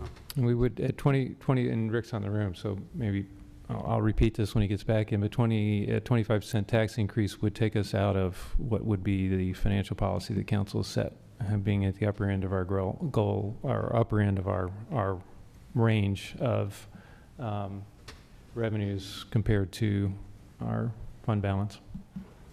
So Craig, if we went to 34 cents, that still would give us about $50,000 out of fund balance. Is that correct? A little more than 34, about 35, a little bit less than 35. Okay, so if we went to 35, that gets us almost about even? That would get us about even with the solid waste fee being at 7.5. That would get us about even.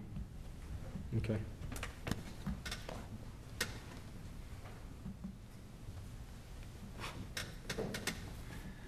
I apologize for having to step out. We talked about you while you left. Yeah, we did. The older I get, just saying. And to repeat the comment, because I said I would, is I apologize. It's okay. Must be a man thing. Water. Yeah, man. Sorry. 25-cent Back to the budget. I think it's interesting to look at. Let me just repeat for the benefit of Rick. 25% would take us out of our financial policy. Would drop us below where we would want to target our financial situation to be based on council's policy. I'm sorry, Mr. Councilman Smotherman. And I think it's interesting. No cuts out of the budget, though, right? Yes. That would assume no cuts. I'm sorry, just to finish that, just so my point was to get to that 4.7 million would be to take half of it and look for ways to fix it in supplements, contingency, et cetera, the things that I brought up a few weeks ago, and then take the only about the other half, 2.3 million or so, out of fund balance. Sorry, go ahead. I forgot what I was going to say. Dang, I'm sorry. No, I'm kidding. What we're talking about here doesn't make us unique, though, because every other municipality is doing the same thing. I do find it interesting that a lot of the banter I've heard has been saying, well, how does your tax rate compare to Lebanon, or how does your tax rate compare to Mount Juliet? Much smaller cities. Mount Juliet's about 72,000 people. Lebanon's about 32,000 people. So the services they provide are not really comparable. But when we look at rates, the larger the city, generally the higher the amount. And we've been able to offset the number that we should be at probably today and not done the incremental increases that people are saying, well, why don't you incrementally start increasing? The problem is we haven't, it's kind of late in the game to start that because the numbers don't work there. Lebanon's proposing a 41% increase today, and Mount Juliet's proposing a 59-cent increase today. Greenbrier just hit 41. So you're looking at percentage-wise, because their rates are lower than ours, much more percentage increases than what we're talking about. And they're providing the same services we are. When you look at Metro, I mean, it's not even comparable. It's way more than double what our property tax is. But, you know, what I don't want us to do is get so far into the weeds that we start looking at the quality of the city of Murfreesboro and overlooking that, because, I mean, the reason so many people live in Murfreesboro, the reason so many people make it a destination point, and for those who don't live here and invest here and buy property here, which tons of people do who have called me over the last few weeks and say, well, I'm not represented because I own property in the city of Murfreesboro, but I don't get to vote for you or vote against you. And it's interesting because I told them, I said, well, if you own property in Florida or you own property in New York, you shouldn't get to vote and pick who their elected officials are. I don't think there's a correlation, but we do represent the citizens of Murfreesboro, and there should be a relationship of somehow us doing a better job of communicating what has happened over the past. And we were led to believe for the last several years that we had enough debt rolling off and that we had enough property sales revenue coming in that we wouldn't have a problem that we're encountering today. Now, the reality was, you know, I'm not going to say we were lied to, but we were misled. And to believe that this day wasn't coming. Otherwise, I would have said this incremental increase would have probably started taking place sooner, which it probably should have. The state law requires that we publish what the revenue neutral rate would be, but it doesn't require us to reduce to that revenue neutral rate, which Murfreesboro has done for the last 5 appraisals, 20 years. And so if it had incrementally increased over that period of time, we may be at the same point today, which would be around $1.30 some odd cents that we're talking about today. We would probably already be here if we had took incremental adjustments. The only difference would be for the last 20 years, you would have been paying taxes that you didn't pay because of property sales and the fact of, you know, the last several years we've put upon our staff to go into their departments and do 10% reductions in what their spending was. And so, but you can only cut so much. I mean, there's because prices are going up and there's not many things that cost today what they cost 20 years ago. And so part of the challenge for us is to say, and again, I'll go back to it, what does the math say in Murfreesboro for us to provide the services that taxpayers are requesting? And you know, it's easy for me to find somebody who doesn't like the golf course. I don't have to look very far. But I find a lot of people that love the golf course, and they think it's an integral part of Murfreesboro and it improves their quality of life. It'd probably be even harder to find somebody to speak out against the Miracle Field, which the city has spent tons of money on in the last couple of years. But there's those who believe that every road in Murfreesboro should be a toll road, and if you don't use that road, you shouldn't pay for it, and if you cross that bridge, then you should pay a toll.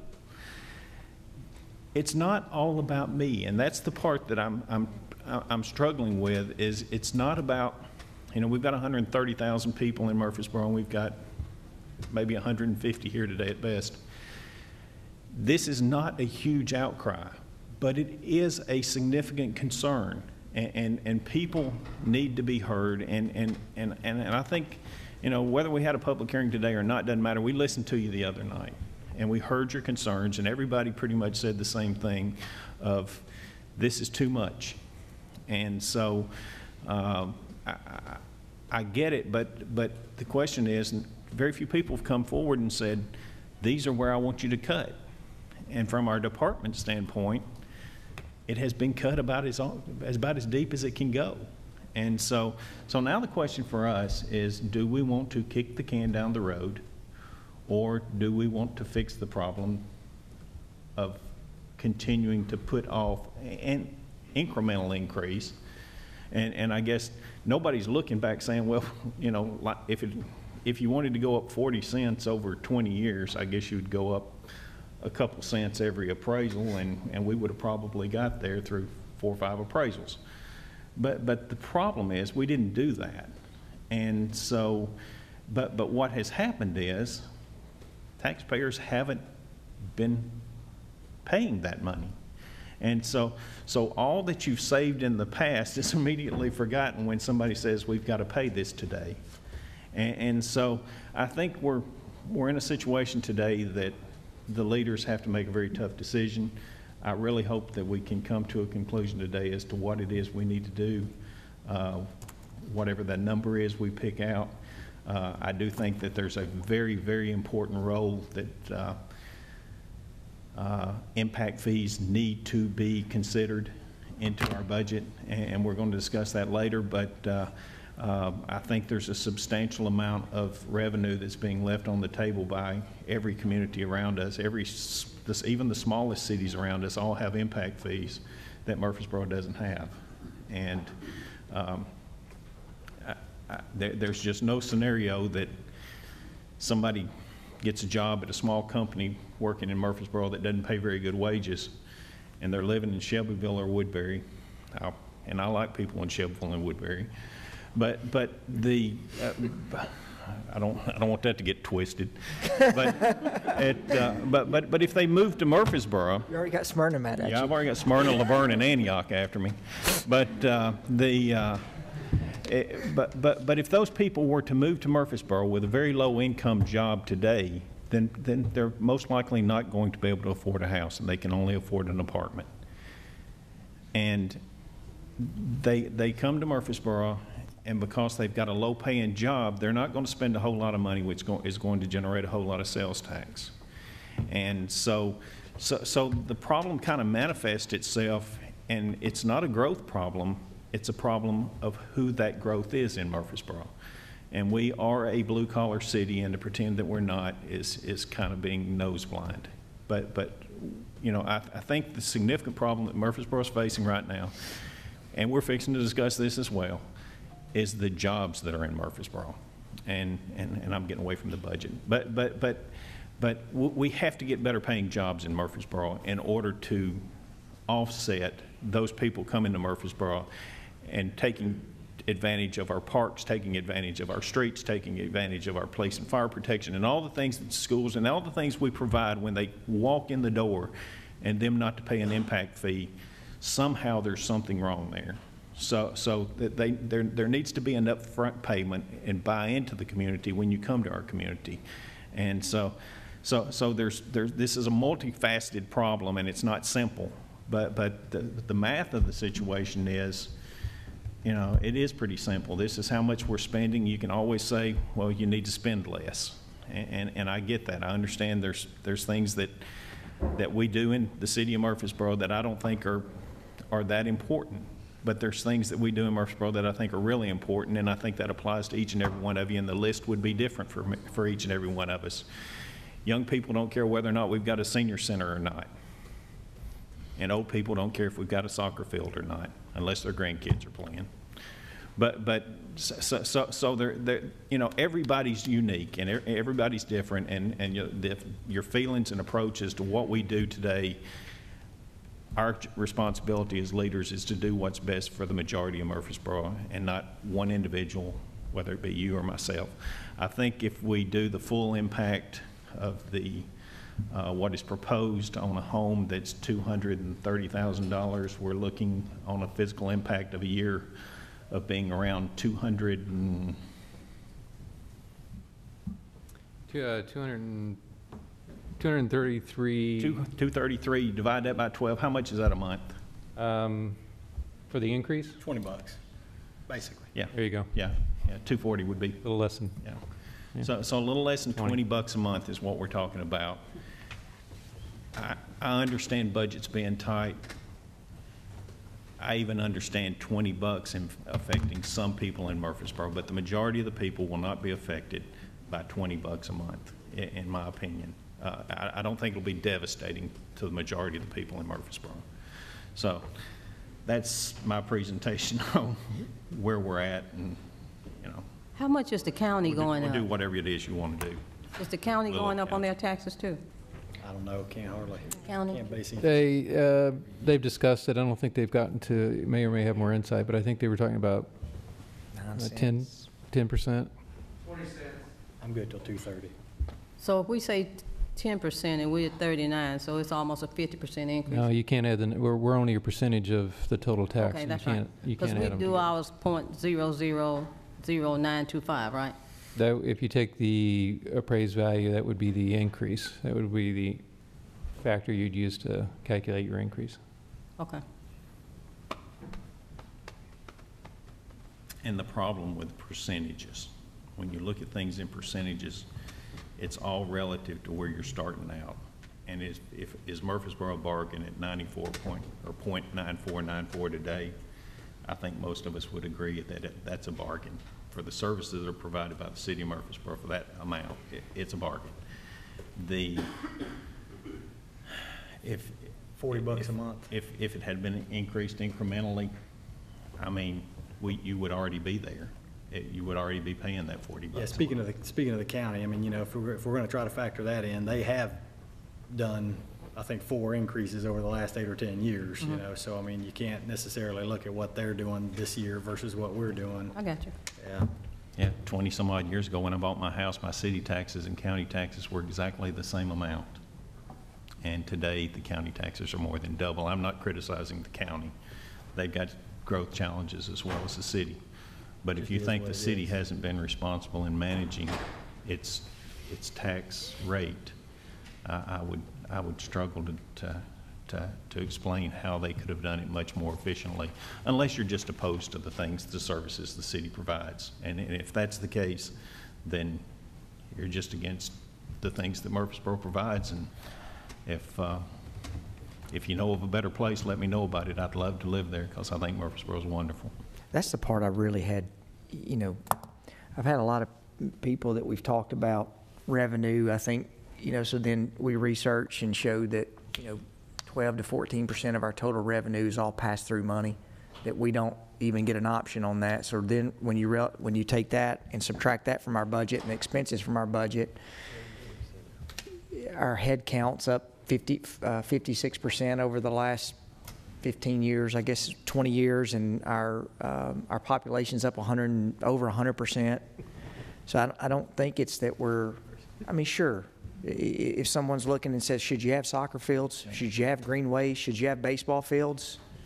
You know, to me, I'm out at Barfield coaching a 6-year-old baseball team, and I say, yes, you should have baseball fields. Because the minute that we don't invest in parks and recreation, we got other things that we're going to be worried about. So, you know, and at the same time, I go out to the soccer complex. My kids are not playing soccer, but then at the same time, I see today we've got only 1 of 4 tournaments in the entire country is being held at our tennis complex. So a lot of our hotel rooms are booked because of a a tennis facility that MTSU helped pay the majority of it, or, you know, the Adams family generously helped pay for that. So, yeah, I mean, if you don't like it, then the part I struggle with is Murfreesboro has made a concerted effort on having amenities long before we ever sat up here. And the part that to me, it's disingenuous to come to the community, to move here like I did, and complain about the Parks and Recreation Service that was here before any of us came. That part I don't understand, because I can guarantee you, we're talking about a tax increase right now, but I guarantee you if we close the gates at Barfield, at Sportscom, at McKnight Park, at Patterson Park, at all of those facilities, it wouldn't just be the city residents who are here fussing about the Parks and Recreation facilities. It would be the county residents who don't pay a dime to use those facilities that would be here fussing about those.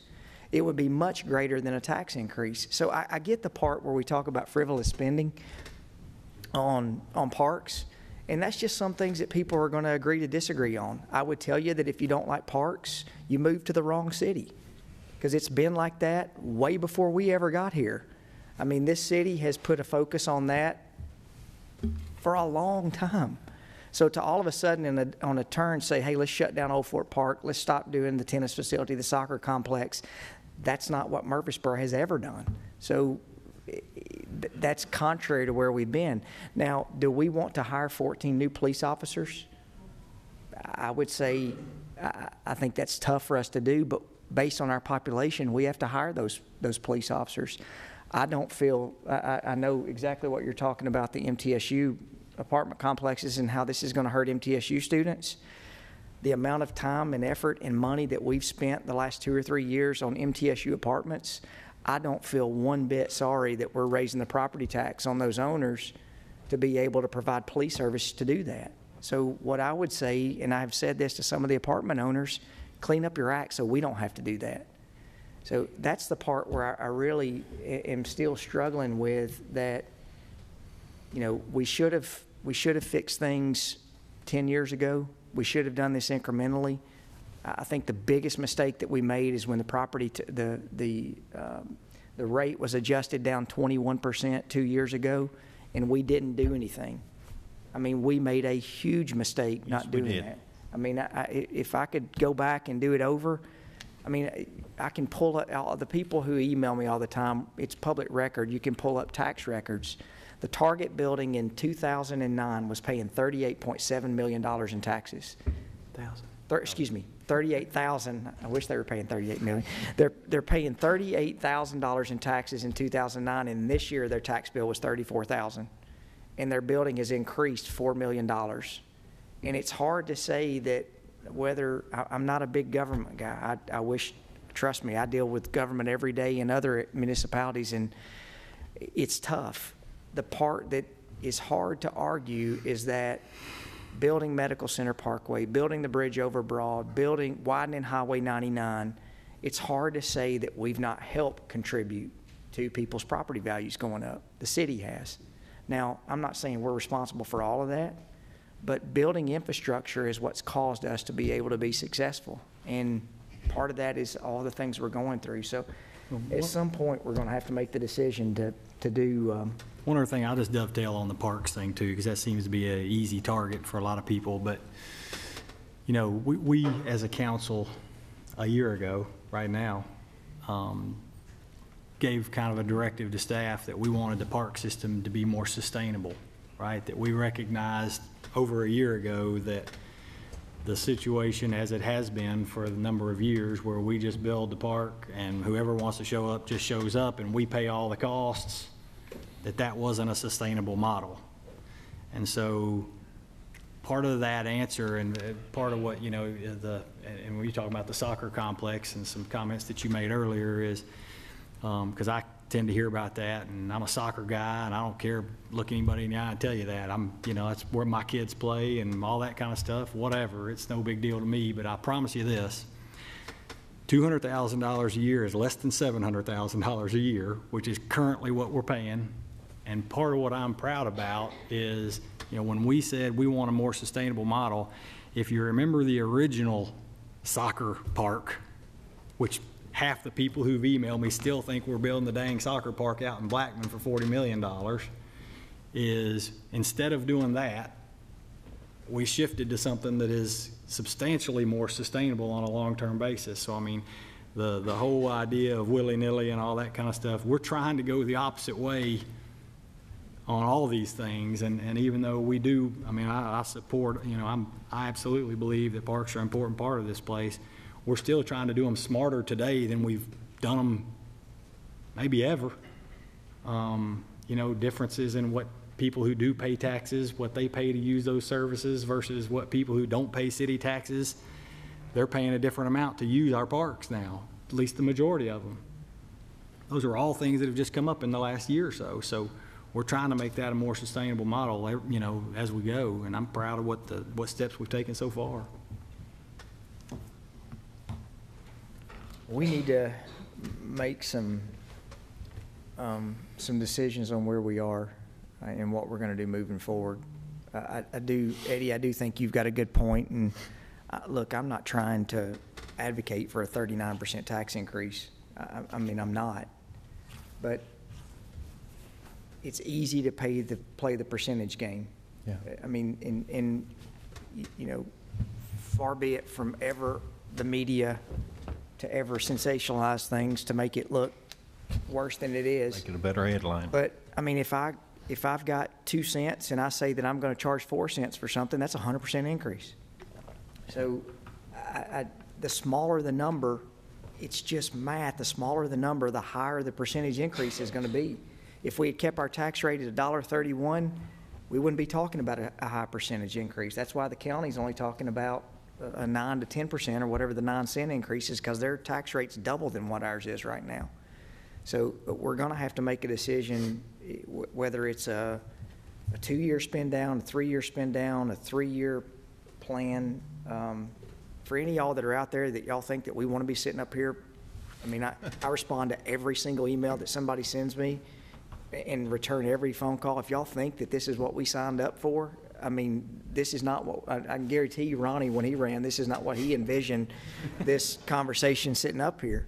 So, and contrary to popular belief, we're not up here to get rich doing this. If I showed you how much money we made doing this and how much time we spend doing this, you do it because you love the municipality. It's not a hobby. It is something that we do because we love. And to compare the municipal government to the federal government is just not the same thing. You know, so we need to come up and make a decision on where we're going to be. I think it's a compromise on the trash fee. I'm okay with that, but we need to talk about where we're going to be on the overall rate. And Madeline, I think you bring some great points. And there's not.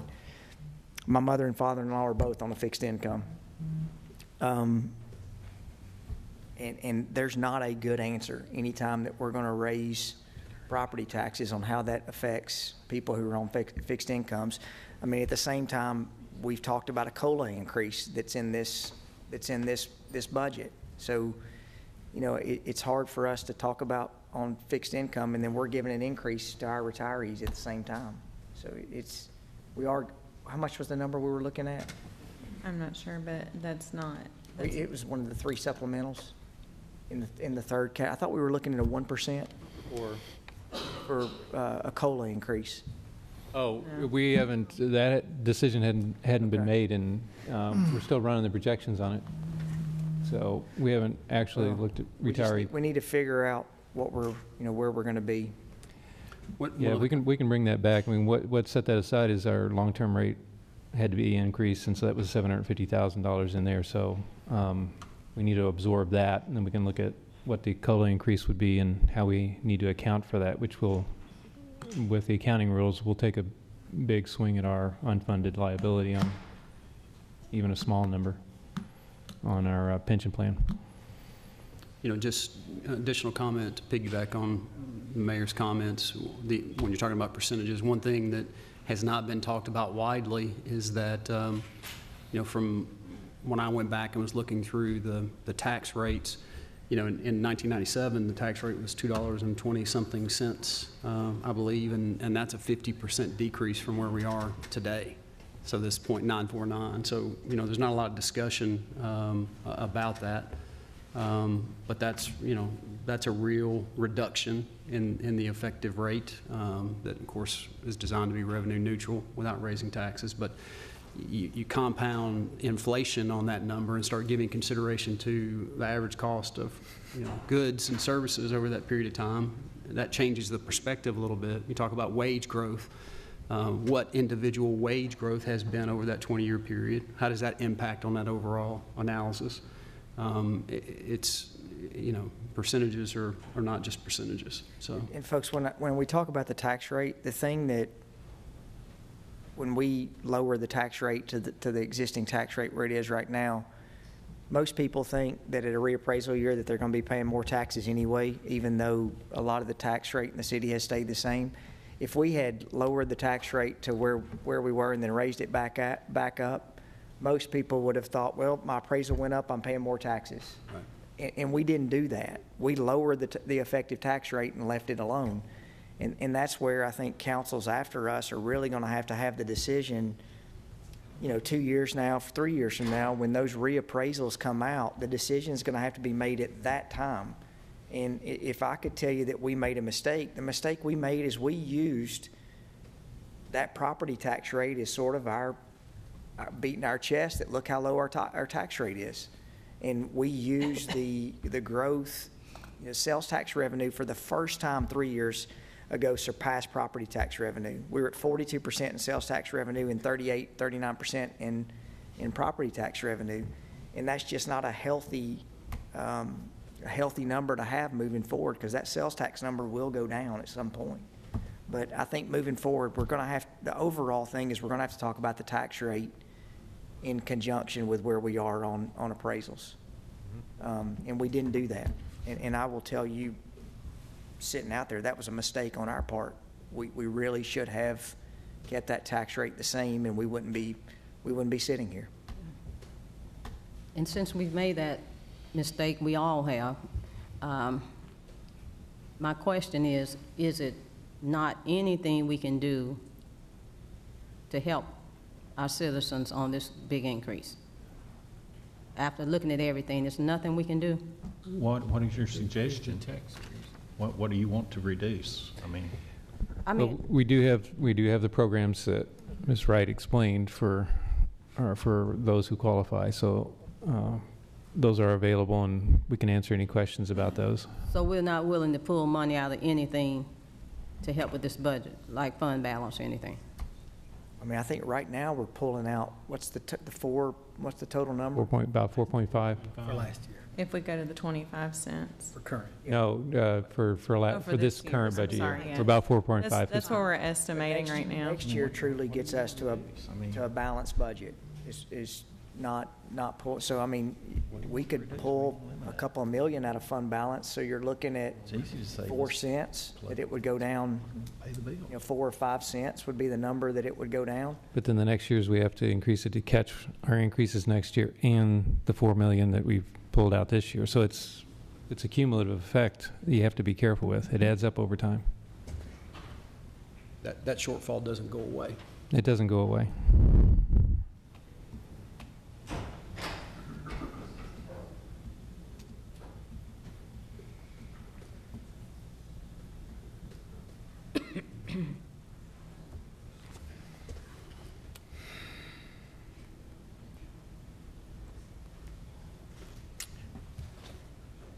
Okay, just to get the process moving.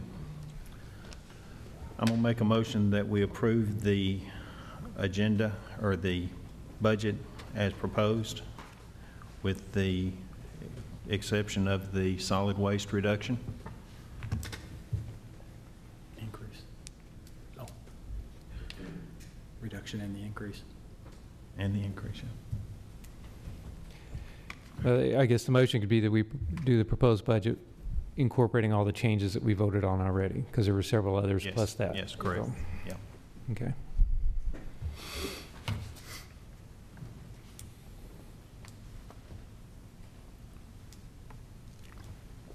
We can vote on it. We can see where we're at. If it's not 4 votes here, we'll try something else. Y'all make a suggestion.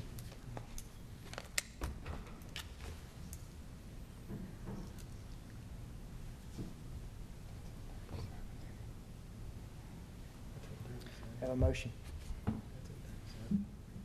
Yeah.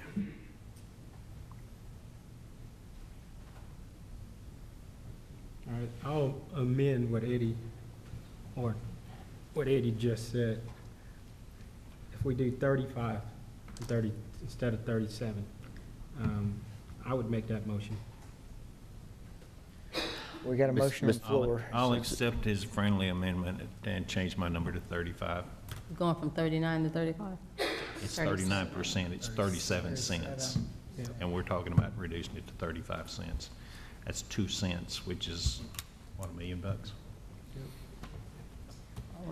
Could you just restate the motion so whoever's seconding it knows exactly what's being seconded? Let me withdraw my motion completely. There you go. You make a motion at 35 if you'd like to. I'll make the motion at 35.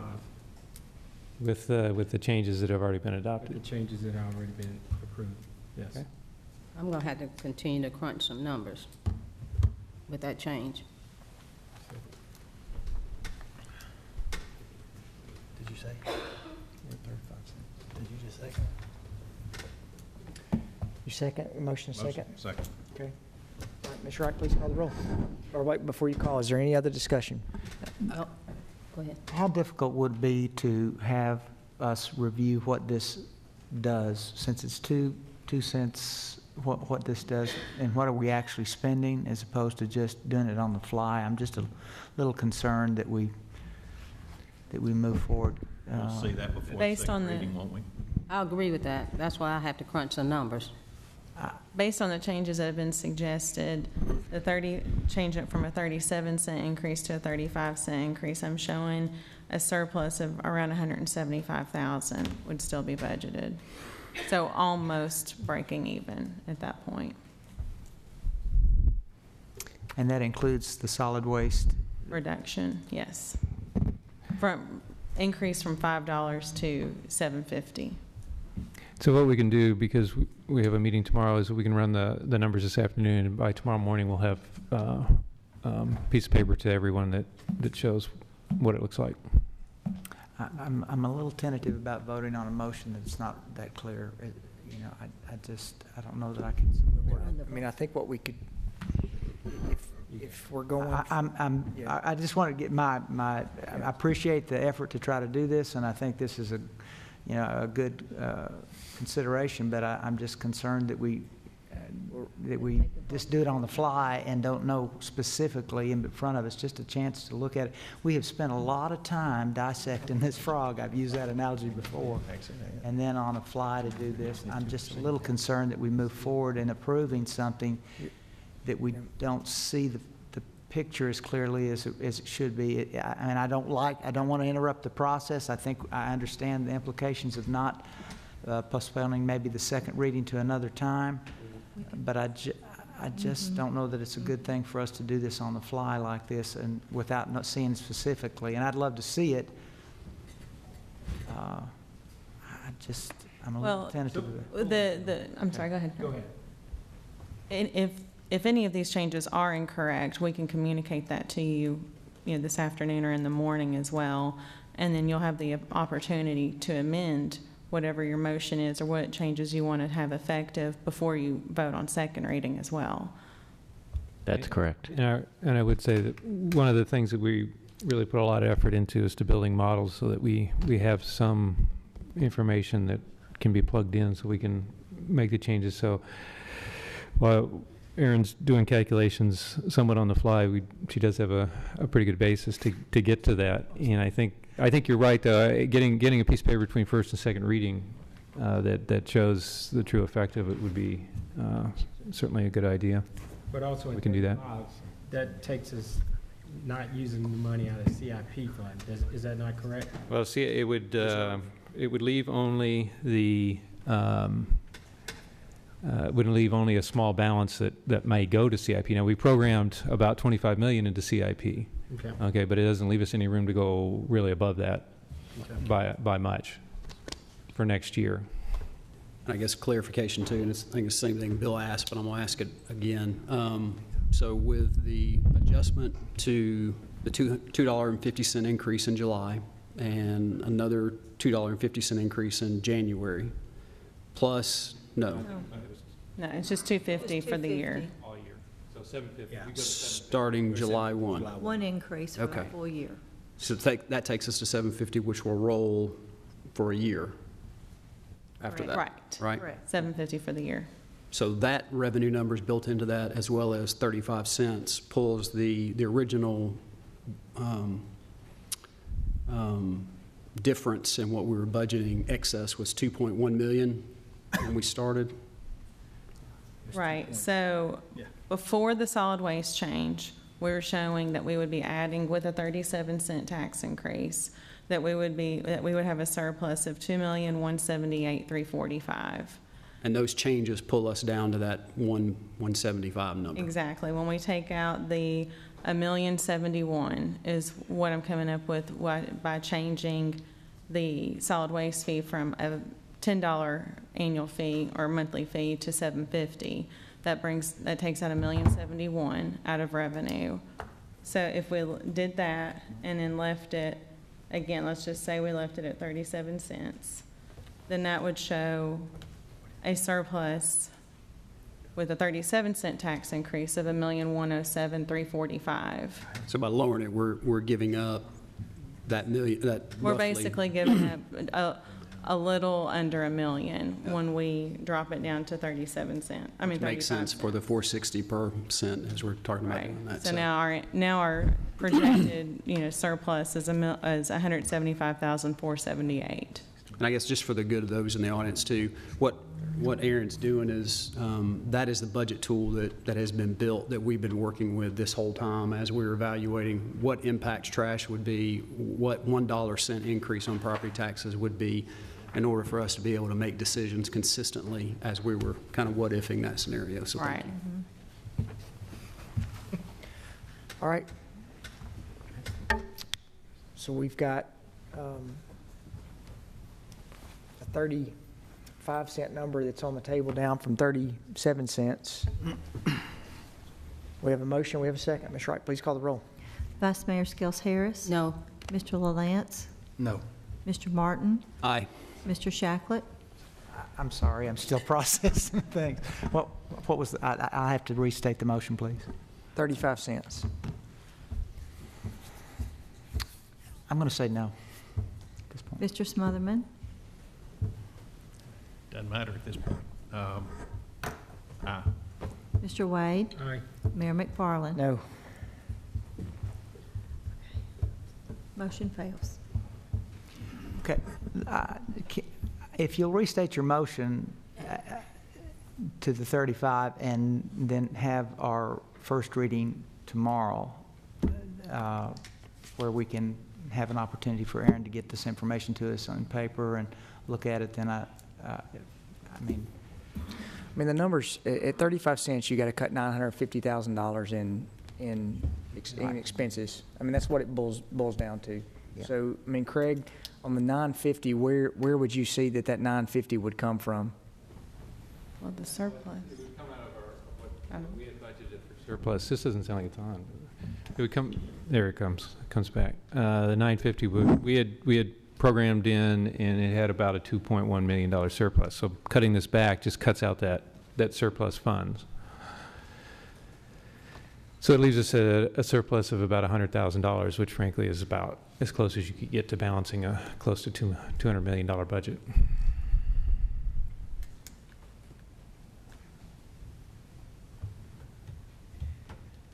So it really determines, do we really want to balance the budget as a council?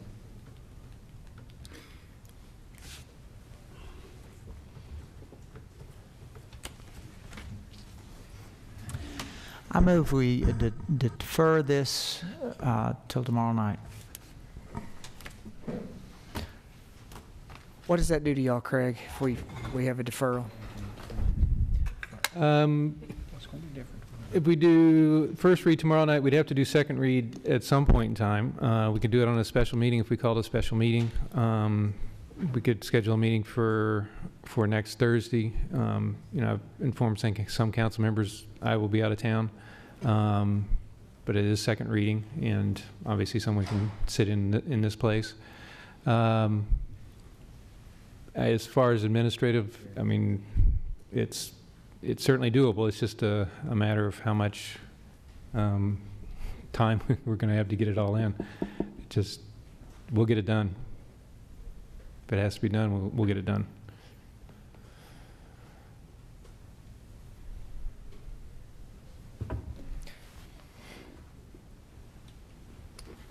I'll say from the very get-go, I wanted to have a balanced budget. I didn't want us collecting more than what we were anticipating to spend. If that means that there's adjustments that have got to be made in the overall budget. But, looking at what our expenditures are based on what we have to do, and we're figuring conservatively on a lot of our income, I just don't know where we're going to find anything else at that point without starting to cut hiring police officers, hiring firefighters, you know, with the all positions that we have open right now. So, I mean, I don't think not opening a school is an option.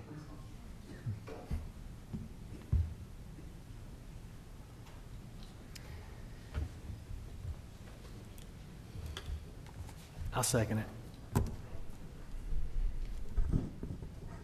All right, we have a motion and a second on deferral. Vice Mayor Skels Harris. Aye. Mr. LaLance. Aye. Mr. Martin. No. Mr. Shacklet. Aye. Mr. Smotherman. No. Mr. Wade. No. Mayor McFarland. No. Motion fails. All right, we need to make it, as we're sitting here, let's make a decision.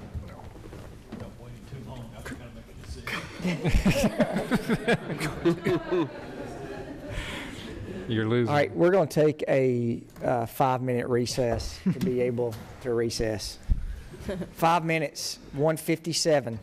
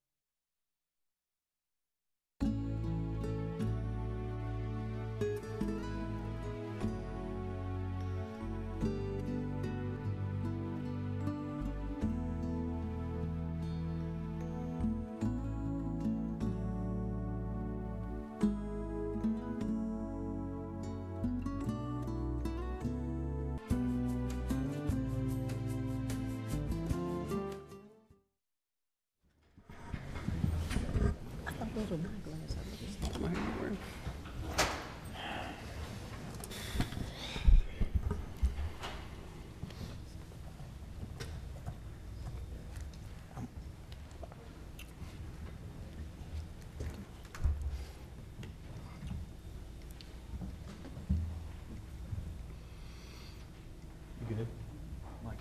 Yeah.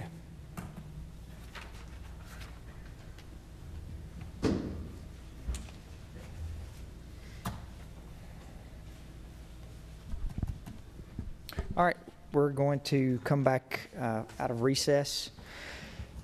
We had a motion to defer that failed. I'd like to make a recommendation. I can't make a motion, but I'd like to make a recommendation that we look at a 31-cent increase. Craig, that's going to be a cut from you of roughly 2.4 million, and you come back to us by the meeting tomorrow telling us what that 2.4 cut is going to be. Okay. That would, I can't, again, make a motion, but Make sure we're clear on this, and this is not, we're not talking about fund balance spend down to come up with that cut? We're talking about cutting expenses, right? I mean, Budgeted items, yes. budget items, right? I'll make that motion. Would somebody give me some idea what budgeted motions you're talking about that you want to eliminate? Budgeted items. Well, we'll take a harder look at it. One thing we did do this year is to budget for contingency amount, which is just setting aside a portion of the fund balance. So we can take a look potentially at that. We can take a look at our supplementals. Remember, we had 1, 2, and 3. Well, let me back up. We're cutting out contingency just means we're not setting aside money that we're already holding to account for those, so we still have the money. If we cut out and take a look at our supplementals that we were... Some of the roads, some of the things that were in the... No, that would be in the CIP.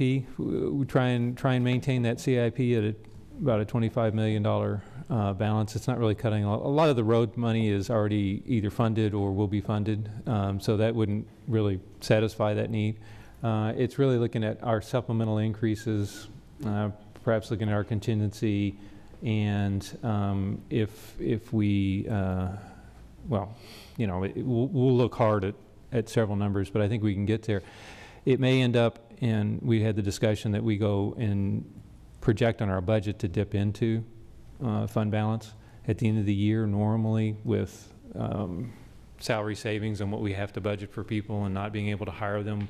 We usually come out a little bit better, so there's a little bit of a room in there. And as I said before, on a close to a $200 million budget, $190 million budget, if we're within $1 million or so, we're doing pretty good as far as budgeting is concerned.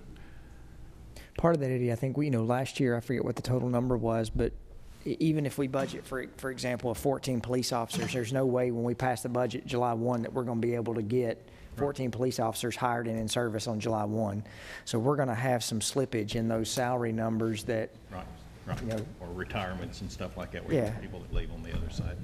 We still have to budget for a full year on, or most of the time we budget for a full year on those. But my opinion, I think this is a good compromise. It puts it back to staff to find some cuts. It keeps us out of fund balance, and y'all come back and give us, here's what you're going to have to be able to cut to do that. Right. And we'll have that tomorrow night. Or I think either this afternoon or tomorrow morning for us to be able to review. We'll get that right to you. Yeah. So, I mean, and the thing I will say, I've been under 3 city managers, or worked with 3 city managers, and the information that we're asking from Craig right now and from Aaron and Melissa right now, we could not have gotten this 2 or 3 years ago to be able to have it in more of a clear and concise manner. So Craig and Aaron, thank y'all for being able to, as we make these adjustments on the fly, to be able to do this. Bill has a motion. Do we have a... Could you repeat the motion, make sure I've got it down correctly? That we set the tax rate at 31 cents.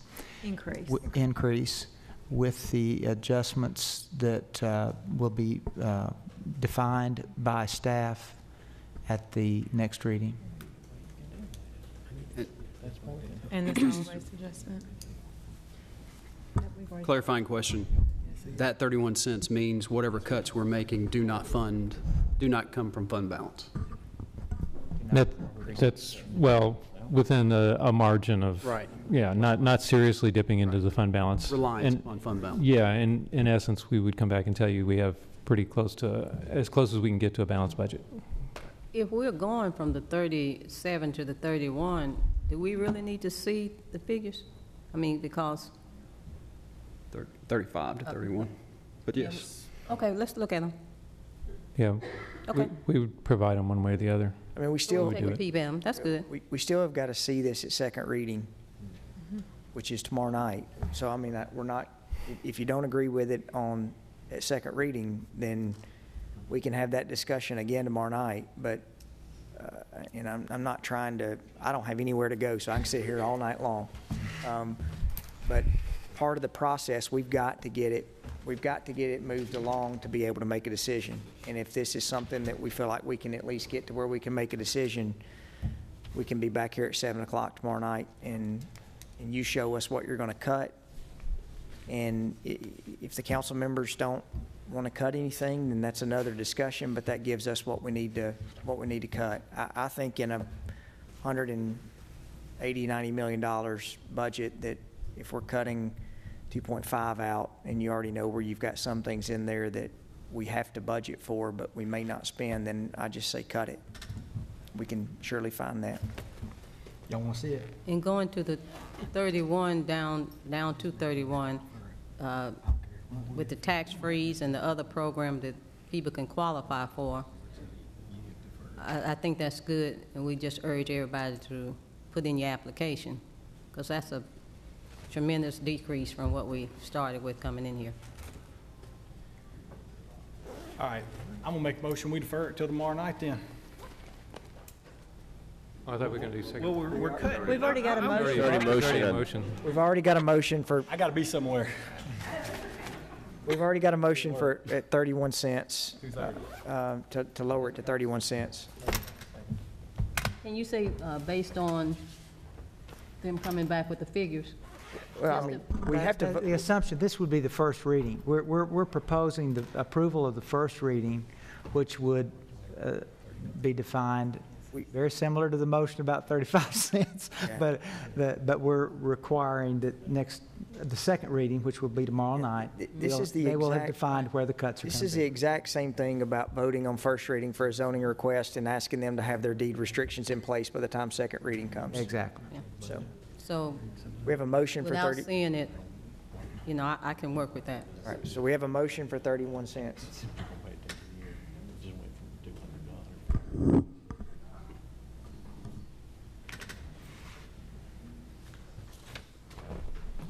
gotta get to discuss it tomorrow night.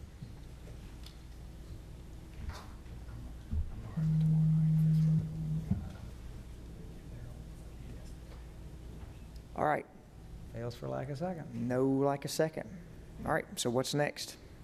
Did we already say something about deferring it till tomorrow night? All right, you. Did that already fail? That failed. Once. You gonna make the motion again? Since with the new figure? Yes, I'll make a motion that we defer it till tomorrow night. Unfortunately, I'm sorry, staff, but that's what I'm gonna make the motion. We defer it till tomorrow night. So we look at the figures. Second. We have a motion and a second for deferral. Ms. Wright, please call the roll. Vice Mayor Skels Harris. Aye. Mr. LaLance. Aye. Mr. Martin. No. Mr. Shacklet. Aye. Mr. Smotherman. No. Mr. Wade. No. Mayor McFarland. No.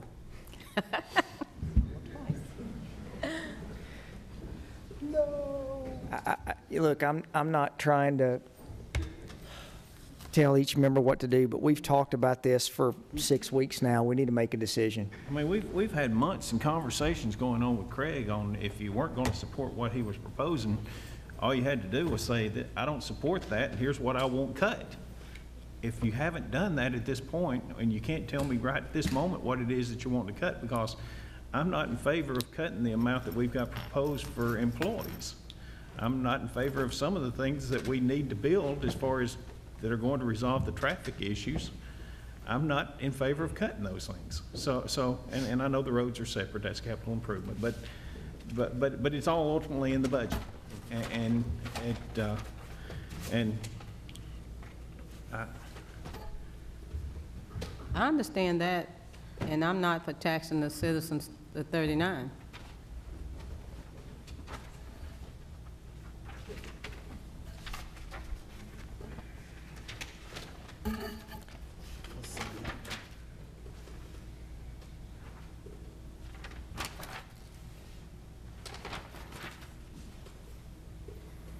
Craig, how much do items that there are some of the things that we approved in supplementals that were under, out of the category 1 through 3, how much did those category 3s add up to? That we did include? It was like 900 change, I think, if I remember right. Hang on, I'll get there. 904. So we had $904,000 4,000 in things that were ranked out of 1 to 3. They were ranked in number 3. 904,000 out of like 3 million. Yeah, 3 million total. 859,629, I think was the total. Does that sound right? The updated total of all supplementals is 4,112,000. Okay. So 904 were tier 3s. I think Erin can correct me if I'm wrong. She might have a more accurate number, but contingencies were budgeted. It was budgeted on a percentage, so it might be a little bit off. But it was 1,000,004, I think, is what. Contingencies budget 860,000. We have another. Okay. Right now, with the 31 cents plugged in, we're showing 1,688,255 that we're out of balance. 1,006,000. 1,007,000. 1,007,000. 1,007,000 shortfall. Right. How is that?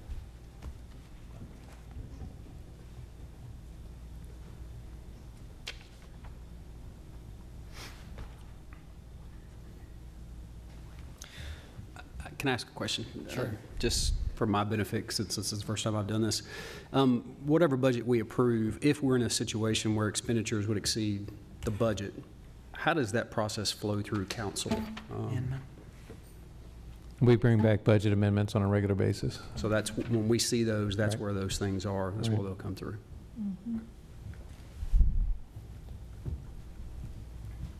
So we do 31 cents. You think you can get us there with no spend down on fund balance via some cuts? You still got to kind of figure that out, but close. I'm saying we think. And then if we end up getting close to the year and it doesn't work out that way, we'll have to go through some budget amendment process to dip into fund balance a little bit. Is that Right. We are working on providing council with updated budget information as we go through. We planned on, as we did last year, mid-year budget, so we'll know in January, much closer as the year goes on and as we project down towards the end of the year, or as we move down to the end of the year, our projection gets a lot more accurate, obviously. Guys, I scheduled an appointment at 2:30. I thought 3 hours was going to be enough. And I moved it from 2 to 2:30. And there's circumstances I cannot change it for work. I apologize for that. Kurt, where are you on this? Say that again? Where are you on this? I'm still at my 35. Eddie? Hold on, I think we talked about it. I think we asked Craig to go do something, he did it. Now we're saying, let's go back to the books.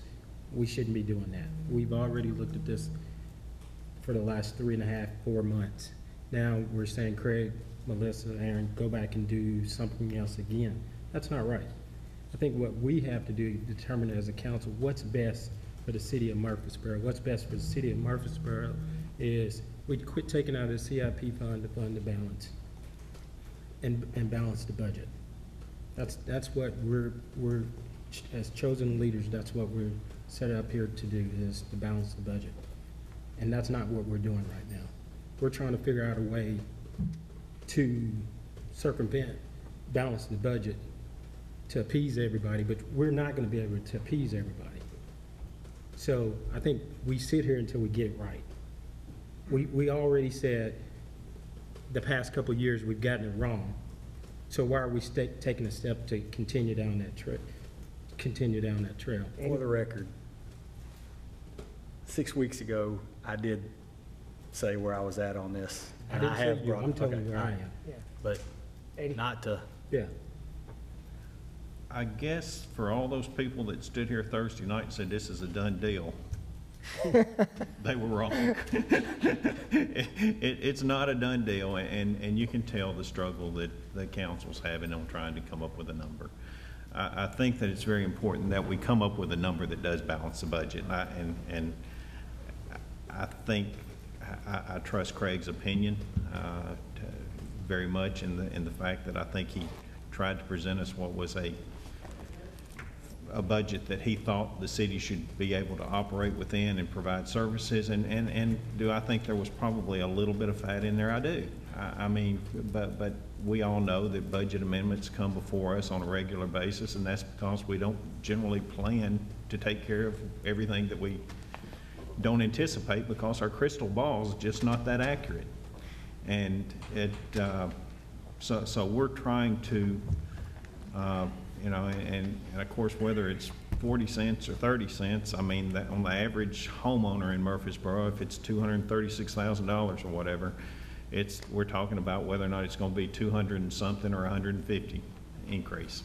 And so and I'm comfortable with no increase at all if we balance the budget. But I trust the guy's opinion that we hired and put in that position and mandated that he present us something. And if somebody said these are the things that we want to eliminate, I get it. I mean, if you don't want to fund parks, say I don't want to fund parks, or I don't want to fund custodial services, or I don't want to fund police officers, or whatever it is you don't want to fund, and we can come up with the numbers. But if you can't just say that's too much, I mean, or that's too little. I mean, I don't get that part. And you know, if we can do it with whether it's 35-cent increase or a 31-cent increase, or you know, that the number seems to be moving a little bit. I mean, and we've definitely come down, which I think is good for the taxpayer.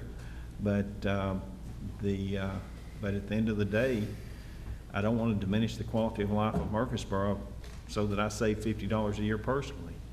I'm willing to pay that, and so. How does this affect me? Yes, that's where it affects me. So am I comfortable saying that this is the right number? I mean, I'm trusting Craig. I really am. And the presentation that he give us with each of us individually as well as a group, I think that we've been given a presentation of what he thinks would be the best number for us to provide a continued quality of life that we've enjoyed in Murfreesboro. And you know, we can keep trimming back, but when everything you trim back, you're reducing something, and whether you think that is a good thing or a bad thing, I don't know. I mean, you know, was building the Miracle Field a waste of $5 million? I mean, me personally, I haven't used the Miracle Field, but I think it's the best $5 million Murfreesboro ever spent. So, Sir, please be quiet, or we're going to have to escort you out. Do we need to continue to talk about this? And I hope we do till we find whatever that number is. And I'll leave here and sleep well either way, you know, because I think the will of the body will overwhelm the opinion of me or one other individual on this council. So I hope that in the next few minutes we can come up with something. The one consideration that's, you know, we've heard a lot of different opinions, and I'm sure, like, if you're like me, you've gotten, it was amazing. It felt like the dam had broke today, because I was getting 4 an hour of emails and text messages from folks, friends, people that I've known for a long period of time, and people that I didn't know.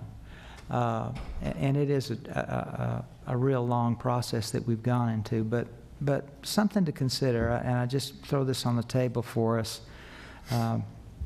We are group thinking through this, and I'll throw something in for a little group thought.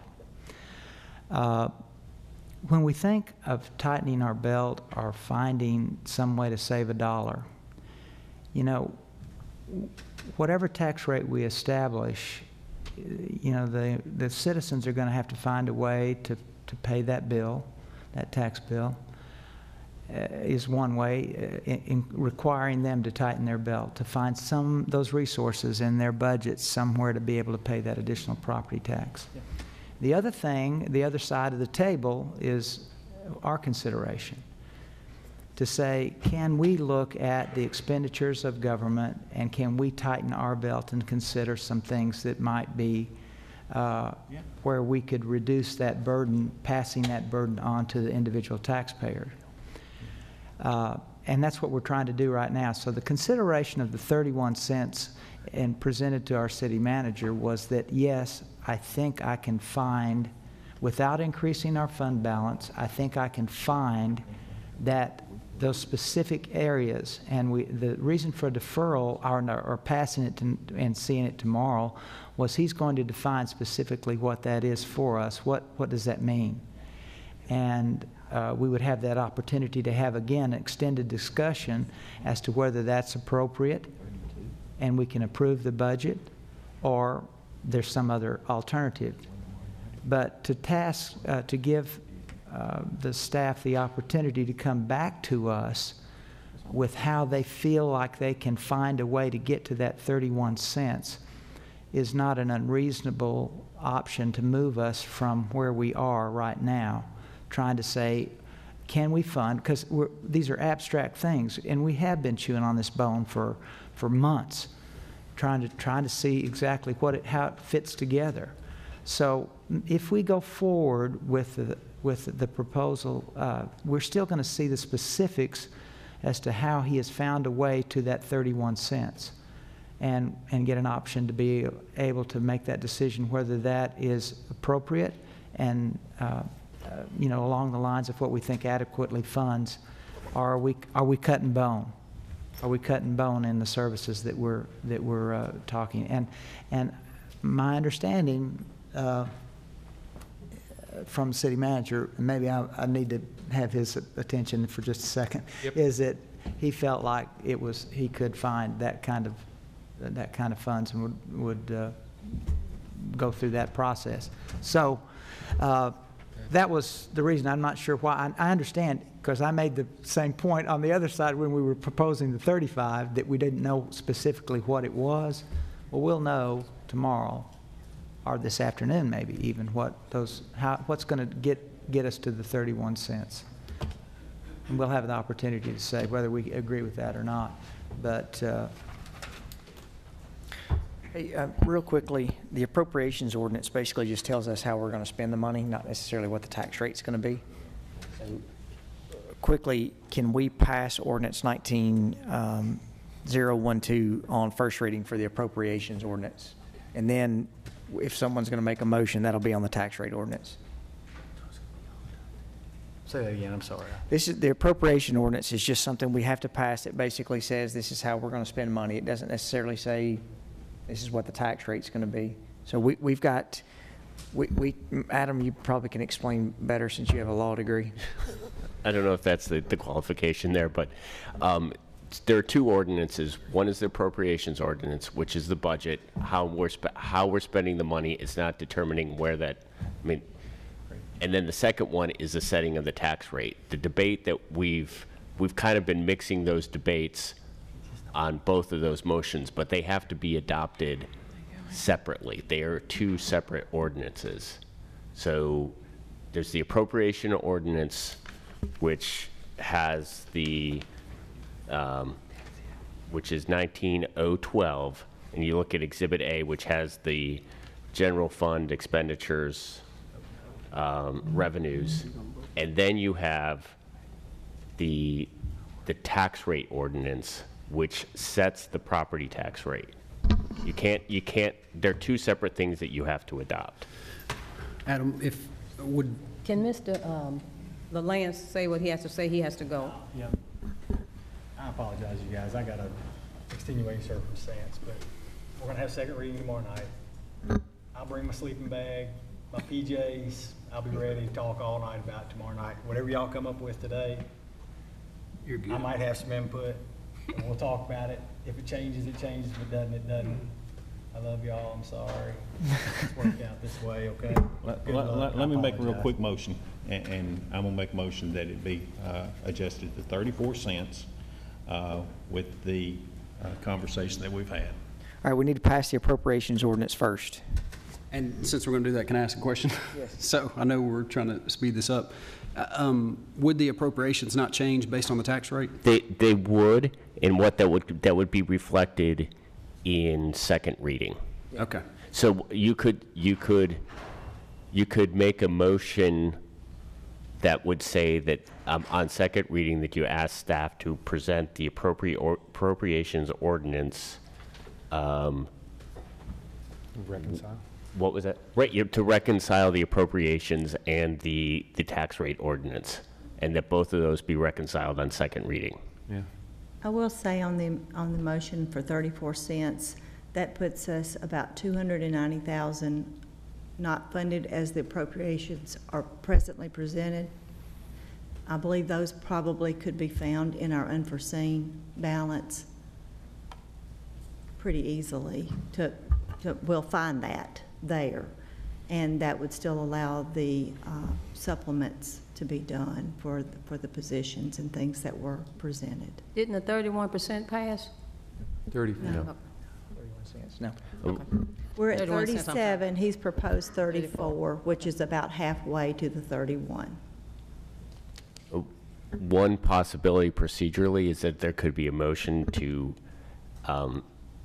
amend the agenda, so you address the tax rate ordinance first and the appropriations ordinance second, and that if you pass the tax rate ordinance, you would then address the appropriations ordinance, and you request that on second reading that the appropriations ordinance reflect the change in the tax ordinance. Unless anyone is opposed, I'm going to move up ordinance 19013, the tax rate ordinance, to item B, and then we'll consider the appropriation ordinance after that. Kurt, I think you had a motion. Or Eddie? I think Eddie has the motion on. I'm at 34 cents right now, and if it comes back, if they can cut more, great. If that's the minimum that we can go to without going negative and not being able to handle it, then we'll get to vote on it on second reading. Okay, so we have a motion at 34 cents. 34 with the changes we've already voted. Changes. Second. We have a motion and a second. All right, Ms. Wright, call the roll. Vice Mayor Skels Harris? No. Mr. LaLance? Not here, sorry. Mr. Martin? Aye. Mr. Shacklet? Aye. Mr. Smotherman? Aye. Mr. Wade? Aye. Mayor McFarland? Aye. Motion passes. All right, we now need to move to ordinance 19012, first reading, which is our appropriations ordinance.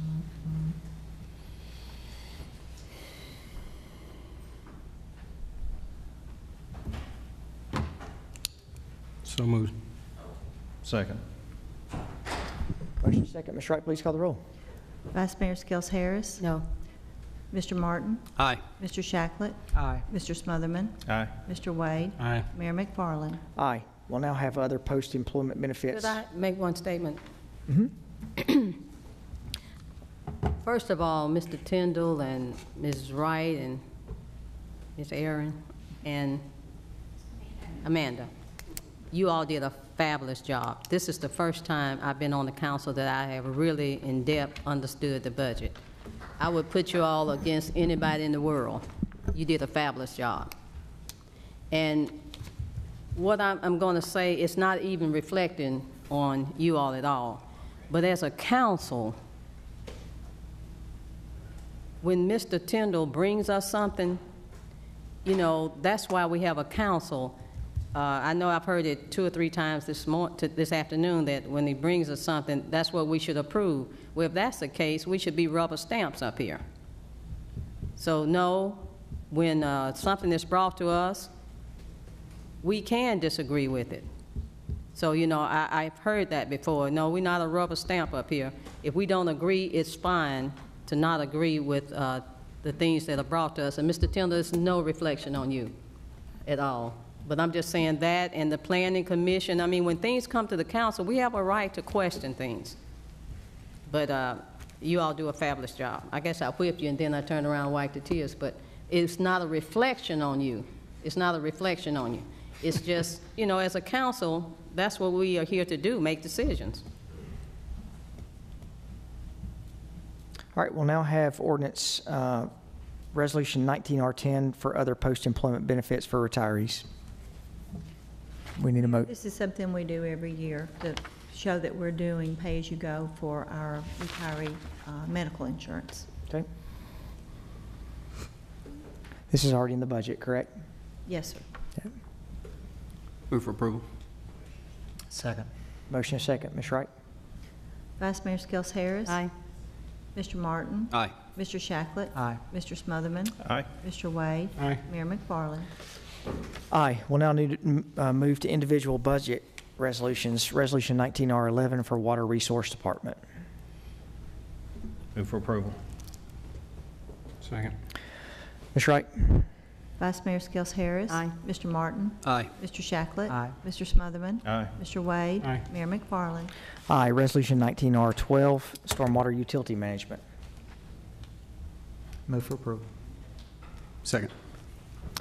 Ms. Wright? Vice Mayor Skels Harris. Aye. Mr. Martin. Aye. Mr. Shacklet. Aye. Mr. Smotherman. Aye. Mr. Wade. Aye. Mayor McFarland. Aye. Resolution 19R13, City Schools. Move for approval. Second. Motion is second. Ms. Wright?